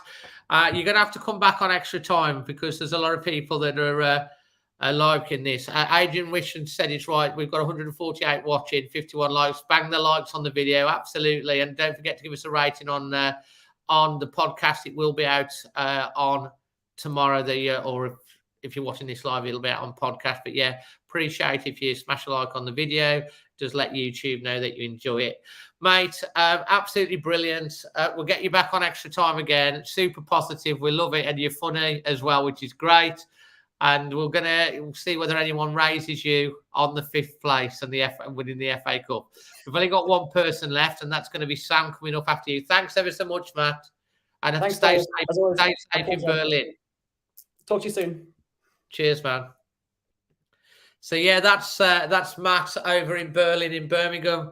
Berlin in Birmingham, Berlin in Germany. Last but not least, thanks ever so much for waiting. We've got the current chairman of the 1877 Trust, Sam Payne. Welcome back to the show, Sam. Good evening, everybody. Just want to say to Matt, a lot of sense there, young man. Totally agree with what you were saying. So well said. Absolutely brilliant. Well, thanks for waiting so patiently in the green room. No, that's all right. Sam, I think the timing worked out for you tonight to come on late. It did, yes. So yeah, I mean, the transfer window's nearly over. Yeah. Let me hear how would you sum it up in one word? Well, I'll just put something to bed for you. Okay. Here Wolves have put the £40 million price tag on Neves' head to try and make clubs not want to try and sign him this window. Yeah. United have come in and they haven't bid 40 million. Okay. They haven't bid 30 million. So United have gone down a different tact and they're now trying to get Dembele from Barcelona for 20 million euros. Yeah.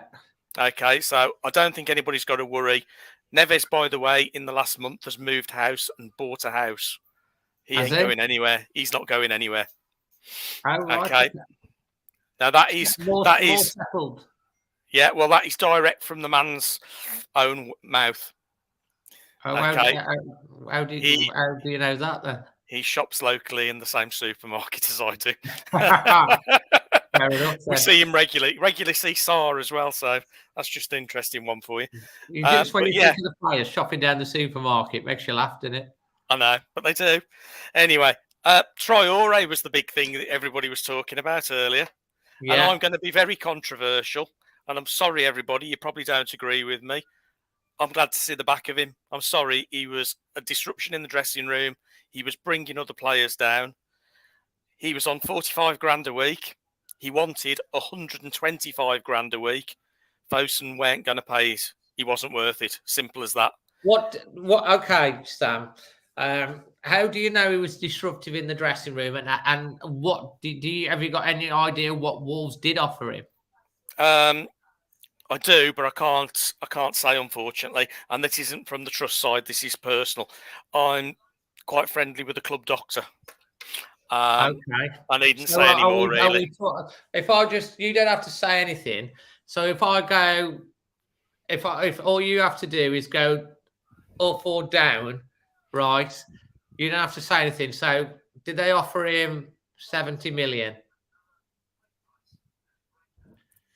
So they offered him, 70,000. I'll be upfront. They offered him 15,000 a week more than he was on. So that's 60,000. Yeah. And he wanted 120. So he wanted 125,000. That's why the contract hasn't been signed for the last two windows. He's had it put to him and he wouldn't sign it. He wanted away. Tottenham, when Nuno was there, turned his head because he wanted to go with Nuno. Yeah. Obviously, he left, so that took that away from him. The only other place he wanted to go was back to Spain, and he's ended up there. I can see that being a two-way deal myself come July, with him going for the 29 million, and hopefully our young man will come the other way for, I would hope, half of that. I would think 15 million would be a good deal. They did a similar thing, didn't they, with Aït-Nouri, in the fact that there was a money and then they basically got him for a lot less. I think Trincao at 15 million is a lot better value than Trincao at 25 million. So do I. But I think in the background that's happening. I think that's what they're thinking on that. The other good news is we have bought players in the transfer window, but immediately we've loaned them back out to the likes of Grasshoppers, where Jeff Shee's wife is in charge. You mean our feeder club? You mean our reserve team? Yeah, kind of like a feeder club, isn't it? Yeah. So yeah, but I think I haven't got any worries with Traore going. I do think that Silva, he was outrunning him the other day when he was on the pitch in the cup game. Yeah, we haven't mentioned him. He's been fantastic the last few games. He's been cracking. I mean, I don't think we give him praise to the players that are there. Kilman in defence. If he doesn't get a call up to the England squad, I don't know who should. Travesty if he doesn't. Travesty. Cody gets his call-ups. Apparently, he's cracking in the dressing room. He supports every player that's there, and apparently he's the father figure to them, and that's why he's been constantly picked, although he's not getting the game time. So what can we say? Our Portuguese, we mentioned earlier, Patricio went out and Saar came in. Saar is a total upgrade in every area. He will be the Portugal national team keeper very soon. I don't see Patricio staying in that slot with the way he's been playing. He's kept us in the game, some cracking saves over the last 4 games, double saves in some of those games, with Cody on the line clearing, Kilman clearing. We've got a nice back 3 that are working together. You mentioned the likes of Bolly coming back from injury. I think they're going to be fighting for places in the team. I don't see us being weak anywhere at the moment. As well. Yeah. There's more than enough cover in all those positions at the moment. And worst case scenario, if Neves does go this summer, we've got players that are out that'll come back in. They've had game time elsewhere, and Bruno will bring them back into the new way of thinking. So you're not worried about if Neves went? I wouldn't be worried in the summer. I would be now, because he's playing well. But I think come July, August, when they start all those little rumours, he'll be on the top of the list for some of those clubs. And I don't think it'll be Man United's. I think it'll be the Premier League winners, Man City. Oh, bloody hell, man. It's like that. then where's he going to play? Then it's like, alongside Grealish. He'll be a bench warmer for him like Grealish. But he'll go for the money. That'll be his turning point. Do you reckon? It's commutable from Wolverhampton, which is what a lot of players do. And we'll wait and see. You never know in football. Fosun is a business. If they come and pay 100 million, then that's fair enough, and we reinvest it. Well, we'll get more than our money back, won't we? Well, what did we pay for him 5.5 years ago? It was peanuts, wasn't it, for how he's played for us? Was it about 15 million we paid? I don't think it was even that with it. Was it 13 million and some add-ons? Which you've obviously paid. I know it was some ridiculously low amount, but it was a lot of money where we were at the time. But now I think it's progressed, and we've seen. I think we are missing the likes of Laurie Dalrymple at the club. I hate to say that, and I do think that Kevin Thelwell, for all his shortcomings, was steering us in the right direction in those early days. And I think Fosun, I don't think they've replaced that with anything, have they, really? I don't see Scott Sellers as the man that's doing that job at the moment. I think it's more Fosun themselves and a certain agent that are steering us down the lines of who we should and shouldn't bring in still. Yeah, well, it's interesting, isn't it? I think summer will be very interesting. I mean, if I just talk you through to some of these players that we have brought in, Sam, to give me your thoughts. Hayo Kanobi, loaned back to Grasshoppers, 26-year-old midfielder. Thoughts on him? I don't know whether he'll actually come to the club. I think that's a money-moving exercise. Right. Okay. Chiquinho, 21, 5'10", Portuguese winger. Apparently better on his left foot than his right foot. Skillful on the floor. Quite tall for a winger at 5'10". I think is it Estoril that he's come from? Yeah.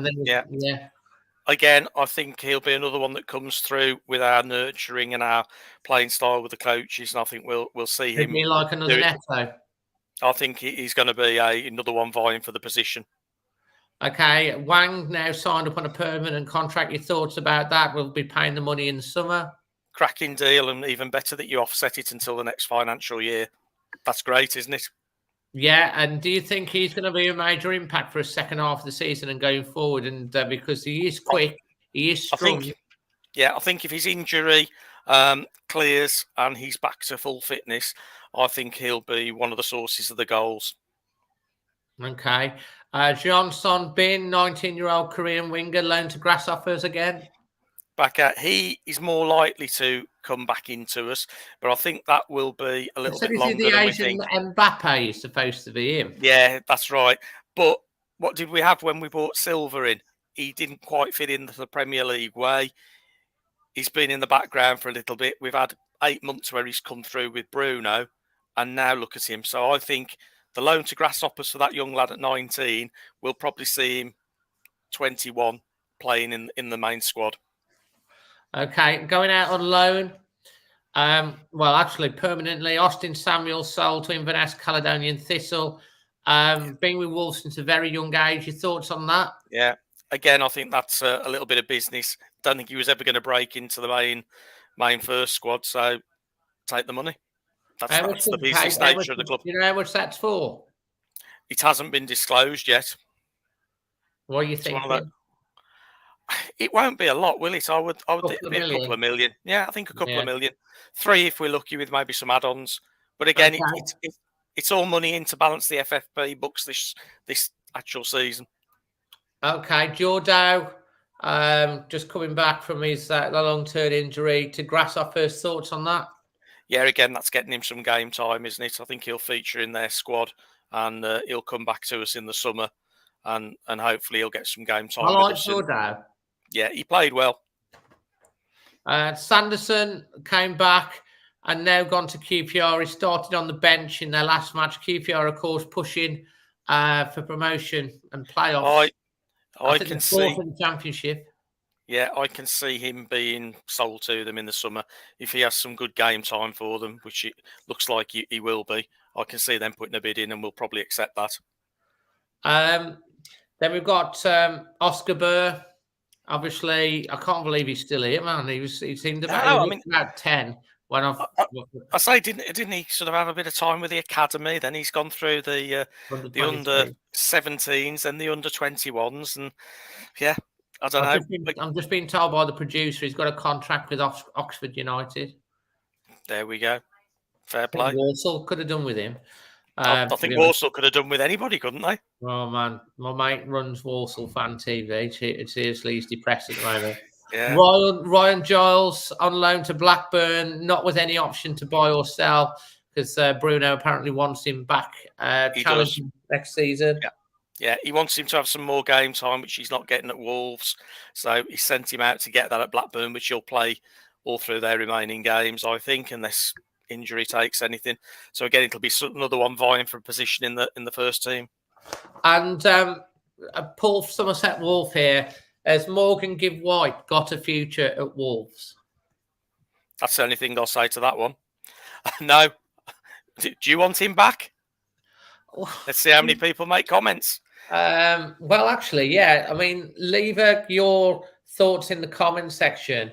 A thumbs up if you'd like Morgan to be in and around the main team next year, if you think he deserves his chance. Thumbs down if you think Wolves should sell him. My views on this is quite interesting because I do think Morgan's talented. I do think he's got something. I think he can play a pass. I do think he's let himself down on some silly mistakes that he's made in terms of like, I'm a celebrity footballer, and I think it might have gone to his head. He's got the glamour girlfriend. Pretty girl. I think he's got. I think he's had some bad influence around him. I think he's gone out on loan at Swansea last year. He did well till he got injured. I think he's done well at Sheffield United. I think he's becoming a man. I don't know whether or not I would let him go. I think he's still got a chance. Would you leave him out then another season on loan and see what he's like as he's sort of in his mid-20s, maybe a little bit more mature, lost a little bit more of the hot-headedness? I think personally, if I was Bruno, I would get him back in the summer and see what his attitude was like. I'd see what the reports were on how he was at Sheffield United, use him in pre-season and give him a chance. Same as probably he'll give to Ryan Giles and a couple of other ones, and then either sell him or loan him out. I suppose there is that to it. You always send them out, maybe review them in the close season, and then if it's not worked out, put him back for another loan for 6 months. Well, here's a quite interesting one. Dave, I've got 3 things here. Dave the Dead, great name. Morgan Gibbs White deserves a chance after impressing this season. At least check him out in pre-season. Yeah. Then Godfrey says Morgan Gibbs White is no more than championship material, is a distraction, sell him. And then we've got Ola Poulsen. We want Morgan Gibbs White at Bramall Lane from a Blade. So we've got a Blades fan watching, and they want him. Blades fan. I know. All right. How much are you going to bid then, Blades fans? What would you say he's worth? Yeah, actually, I'll put 10 million on his head then now for you. Would you pay it? 10 million. Yeah, would you pay it? Well, we'll see. Would Ola pay 10 million? Could they afford it? I don't think they could they? Well, let's just see what he thinks. Billy Big Chop said he'd rather have Morgan than Donk. What? That's what he's saying. Adrian says, okay, let Bruno tell him what he needs to do and give him his last chance. Please ask Sam how Bruno gets along with the players, says Jose. Jose, from what I'm told, very well. He portrays himself to them. They know exactly what he wants. They listen, and they try and give him what he's asking for. He's got, like Nuno said he had originally when he came, he got a plan. His plan was a 4-year plan. I think after what you've seen so far, I think he's got us well on the way to that plan. Fantastic. Well, there's Ola Poulsen said, you're 10 million. It's a lot of money. There you go. There. So that tells you everything. You'd be talking 2 or 3 million for the lad. You think 2 or 3 million for Morgan Gibbs White? No, yeah, I don't think he'd go for any more.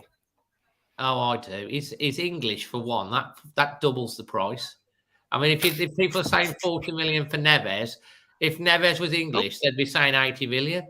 Just like Jack Grealish went for 100 million and Kane was. I don't understand how Jack Grealish went for 100 million. I mean, he's not really British. He's from Birmingham. What can you say? Sutton Coldfield and Solihull and all those places he frequented. And he needed to learn to drive, didn't he, before he went?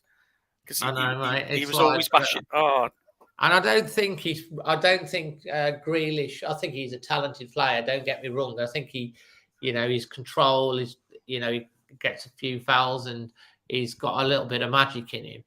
But I think 100 million was a lot of money for Grealish, and I don't think he's anywhere near repaid that transfer fee. No. He's not looking at 100 million player at Manchester City. No, nowhere near it, is he? I just don't understand why they even bought him in the first place. I never understood that signing. Because they can, probably. I think that's that they got the money, so they did, to stop somebody else having him. Well, that's kind of probably it. I mean, look at City running away with the league again. Yeah. We're going to close the show. We're coming up to just over 1 hour, 45 minutes. So we will close the show, which I need to ask you, Sam, first of all, a couple of things. How's the 1877 Trust going? What's your membership like? Right. We're over 170 members now. So it's growing weekly, home and abroad, not just in the UK. We've had somebody from San Diego join this week. So we are getting everywhere. We are having a AGM. The board that was put in as the interim board, myself one of those, we're all up for re-election. Our members are in the process of having sent out election packs. I've been asked to restand. The members that are there at the moment are happy with what I'm doing. So I've agreed I'll restand. So my name's gone back into the hat unless somebody wants to come in my place. You've not been having any parties or anything like that when you shouldn't be, Sam? No, I did mine all correctly in protocol, and I didn't have them in the back garden after we'd worked. We just went to the Emerald Club and did it there. Even had Jody Craddock came to the last meeting. There you go. I know. Yeah, no, you did. I couldn't make it. I went to the first one. It was really good down at the Emerald Club. So when's the AGM? It will. Well, we're going to give 8 weeks' notice. It will be, I believe, some point in April. Possibly the 4th of April is the date that we've penciled in at the moment. And that'll be a 7:30. I don't have it on the 1st of April, will you? No, because that'd make a right fool of it, wouldn't it? It would, yeah. Yeah, no, the idea is as well, so that because we've got that many people that are abroad now that are joining, we're going to do a email electronic vote and a vote through the website for members, because obviously you have to be a member to vote in the AGM. But for those of you that are out there, we are getting heavily involved with the club now. Members of the trust are being invited onto all the focus groups that Wolves have set up. I myself have offered my name tonight to go on the retail one because I think at a price of £24 for a shirt, I think it's the correct price, not the £55 they've been charging. Sam, I kind of understand the model. On that, mate. Just to give you a thing. This is why. In terms of Wolves make more money on the, I believe, on the actual replica kit than they do on the pro kit. But if you look at the cost of shirts across the whole of football, that's about the ballpark figure. There's no way in a million years that a replica shirt is ever going to come down to £30 again. It's not going to happen. But it tells you how much they're making from the replica shirt. People are buying them, and they will buy them. That's the problem. But it's one of the things as a trust, we can put the fans' voices to the club and say, look, this is a ridiculous price for. Do you really think it's a ridiculous price? No, it's not. I do. It is. It's ridiculous. Well, I'm telling you now, Sam. I'm a fan, and I don't think £55 for a replica shirt, which you wear for the season, is. You go into a shop and you buy anything from any shop at a top, unless you go shop in Primark. I'll tell you what it's like then, Dave. Okay, you've got a family. Okay, you've got 3 kids. A lot of money, yeah. Yeah, 4 kids. They all want a Wolves shirt. Do you not think though that the junior shirts should be less rather than the adult across the board? It should be. So mum and dad want a shirt because they want to be the same as the kids when they go. They've got 3 kids that they take to the match. They're spending over $2,000 a year in season tickets for the 5 of them, and then they're asked to spend over £170 to buy the shirts. It's gone mad. It really has. But David is saying back in the 90s they were 40 quid. No, they weren't. They were 25 quid back in the 90s, Dave. They went up to £35, and then they went up to 42, and then they went to 49, and then they've gone to 55. I've kept my notes on these because I do actually collect the shirts. I know you do. But I must admit, I have this season bought some shirts direct from Castore, and they were nowhere near the £55. They were actually less than I've paid in the sale for this one. Well, that's interesting. I think they're going to love you on the retail group if you go on there. I know. That's why I thought I'd put my name forwards. But hey ho, that's what it is. But as you say, it's an interesting one. I mean, obviously, this is about the transfer window. I think the quality, personally, of the Castore range is so much better than Adidas. It is, but I do think that, again, it's been done as a little thing because we can branch into other types of merchandise, and Castore were prepared to go with the club and do it. Well, here we go. I'm just giving you some feedback now. Andrew Benton, let's just give Sam some feedback. Andrew, a £50 increase on last year's. Roger Tomlinson says it's a bit expensive. Paul Somerset Wolf says £55 isn't bad. Lucy says, I'm happy to pay £55. Multiple promotions have let down the £55. Will Fosun pay for the £70 triple on the basis of the, I don't know what's in. I missed the end of that one. So I think you're getting some feedback there from Wolves fans on here. There's mixed, isn't there, on there? Pardon? Bit of mixed on there, isn't it? A lot of people say I don't think that the general view is that £55 is too much. I personally think that maybe if it was around £45 would probably be. It's a bit like Fabio Silva. It would have bought him for 20 million rather than 35 million. But like I think would the fans all buy the home, the away, and the third kit, so they spend £165 on 3 shirts? I'll tell you where I'm at. If I like the shirt, I buy it. If I don't buy it. I don't just buy it because it's like I bought the home shirt this year, but I didn't buy the home shirt the year before or the year before that because I just didn't like it. If I don't like it, I won't buy it. That's fair enough. I'll buy it. I think when you're talking about a family, obviously it can mount up, it can cost, and maybe there should be, but the kids' prices are less anyway. Normal price for a Nike Inter Milan shot is €90. £50 for a pint South Bank will buy thousands. Yeah, there's things there.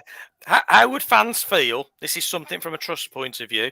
How would fans feel instead of silly membership packs, they had a voucher towards buying money off a shirt, and same with their season ticket? How would they feel if that was a better deal? That's to be honest, some of these membership packs with the socks and stuff that don't get delivered, I think people have been frustrated. Yeah. I just think, because I've talked to a lot of people, Sam, as you can imagine, I don't necessarily think £55 is way over the odds when you compare it to everything else that people go and buy, because they do. But I do think if it was a little bit cheaper, it would be good. But we want Wolves as a club to grow their revenues, and the retail operation has tripled, and it's only going to get more because they want to be able to sell these shirts around the world. which is why they've got the cash story model. I know we're going a bit off tack here. Maybe we should do a video maybe about things like this, and we'll get you on, Sam. It would be quite good. Yeah.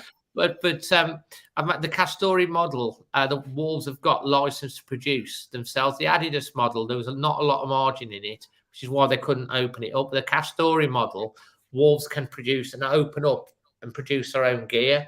And that's how they're trying to create the revenues to be able to get Wolves to compete on the same level as these bigger clubs, because those revenues are going to hopefully increase coming to the club to be able to get Wolves to be able to spend more. And the question that we should be asking is, are we happy to pay that money if Wolves bring in more revenue and they invest it in the team and the infrastructure? I guess, yeah, that's a good point. If they did that, then it'd be more reasonable, but they don't.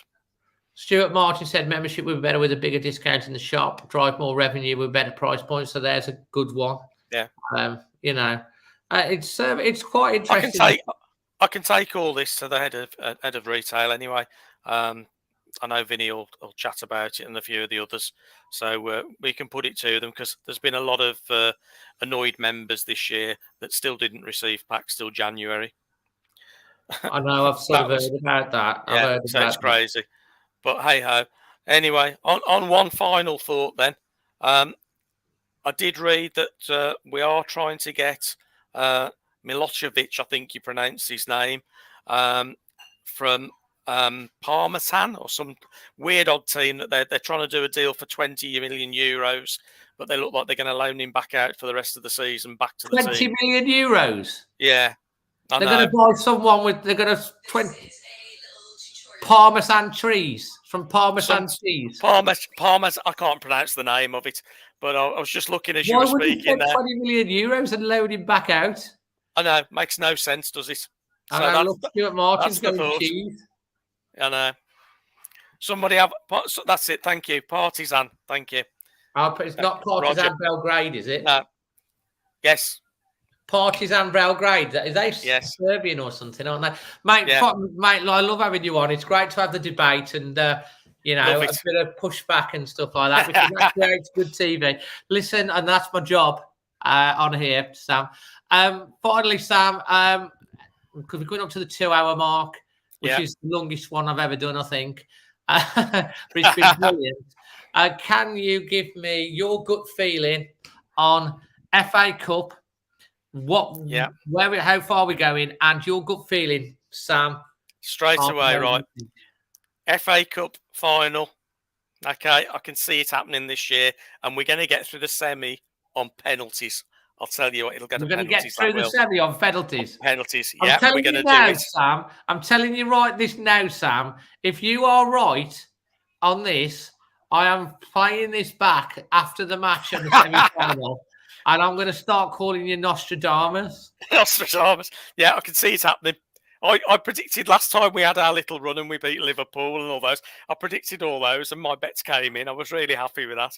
The only one that I'd really like to see, and I'd really like to rub on a crystal ball here and say, we can finish third, second, wherever. But realistically, I think at the moment we are more points in the bag than we had previously last season at this point. So we're doing well there.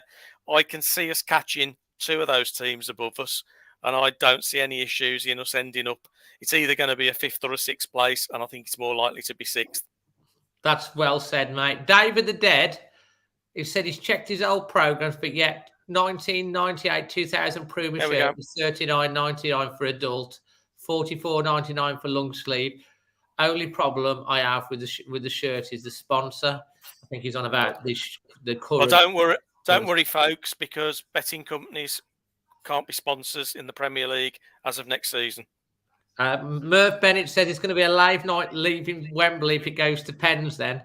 Yeah, it'd be great, wouldn't it? And Stuart Kirsten said the Costa shirt relates to very fast, mainly the Royal Costa. And mate, it's been brilliant.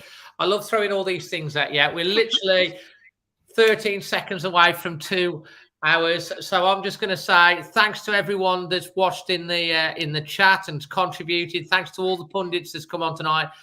We'll definitely get all of them back on again. You guys in the chat have been absolutely brilliant. If you're watching this live on YouTube, before you go, please just hit that like button for me. As I say, it lets YouTube know. If you're brand new, please consider subscribing. If you're watching it back on Catch Up like iPlayer, you can do the same thing. And if you're listening to this on the Always Wolves podcast, go on Apple Podcasts, leave us a 5-star review, will you? Because Apple will like that. Sam, absolutely brilliant. Final thoughts, how can people join the Trust and how much? Go on to the Trust website, www.wolves1877trust.co.uk. Click onto the membership page and just follow the instructions and the link. £5 for an adult, or a family, 2 adults and 2 under 16-year-olds for £12. And even get a pin badge for £4 if you want one. I've bought the pin badge. You know, I thought it was a bit expensive, mind you, but I still got it. cheaper than others. And mate, I'm just joking. I'm having a little one back. But you like the pin badge, do you? I do. I like my pin badge. I bought it. I just wanted to help the Trust. You know, it does help. So it all goes into the kitty. Right, that's from myself, from Sam, from all of the guests. We're just going to be logging off wherever you are in the world, your families, and up the Wolves. Let's hope that we continue this winning run. Let's hope that we do make top 5, top 6, top 4, and we get to that. And your thing comes through. Mate, if we get that goes to penalties, I don't know how I'm going to watch it. But let's hope we get there. Hang on. Here we go. I'm just going to put it on. There you go. I'm on their site now, just putting the bet on. You've done it. That'd be amazing. Yeah. And what's the odds on that? 100 to 1. 100 to 1, mate. You heard it here first from Sam Nostradamus Payne. Fantastic. Until the next one, guys, which will be at the weekend for Norwich. Always Wolves. God bless you all. See you all soon.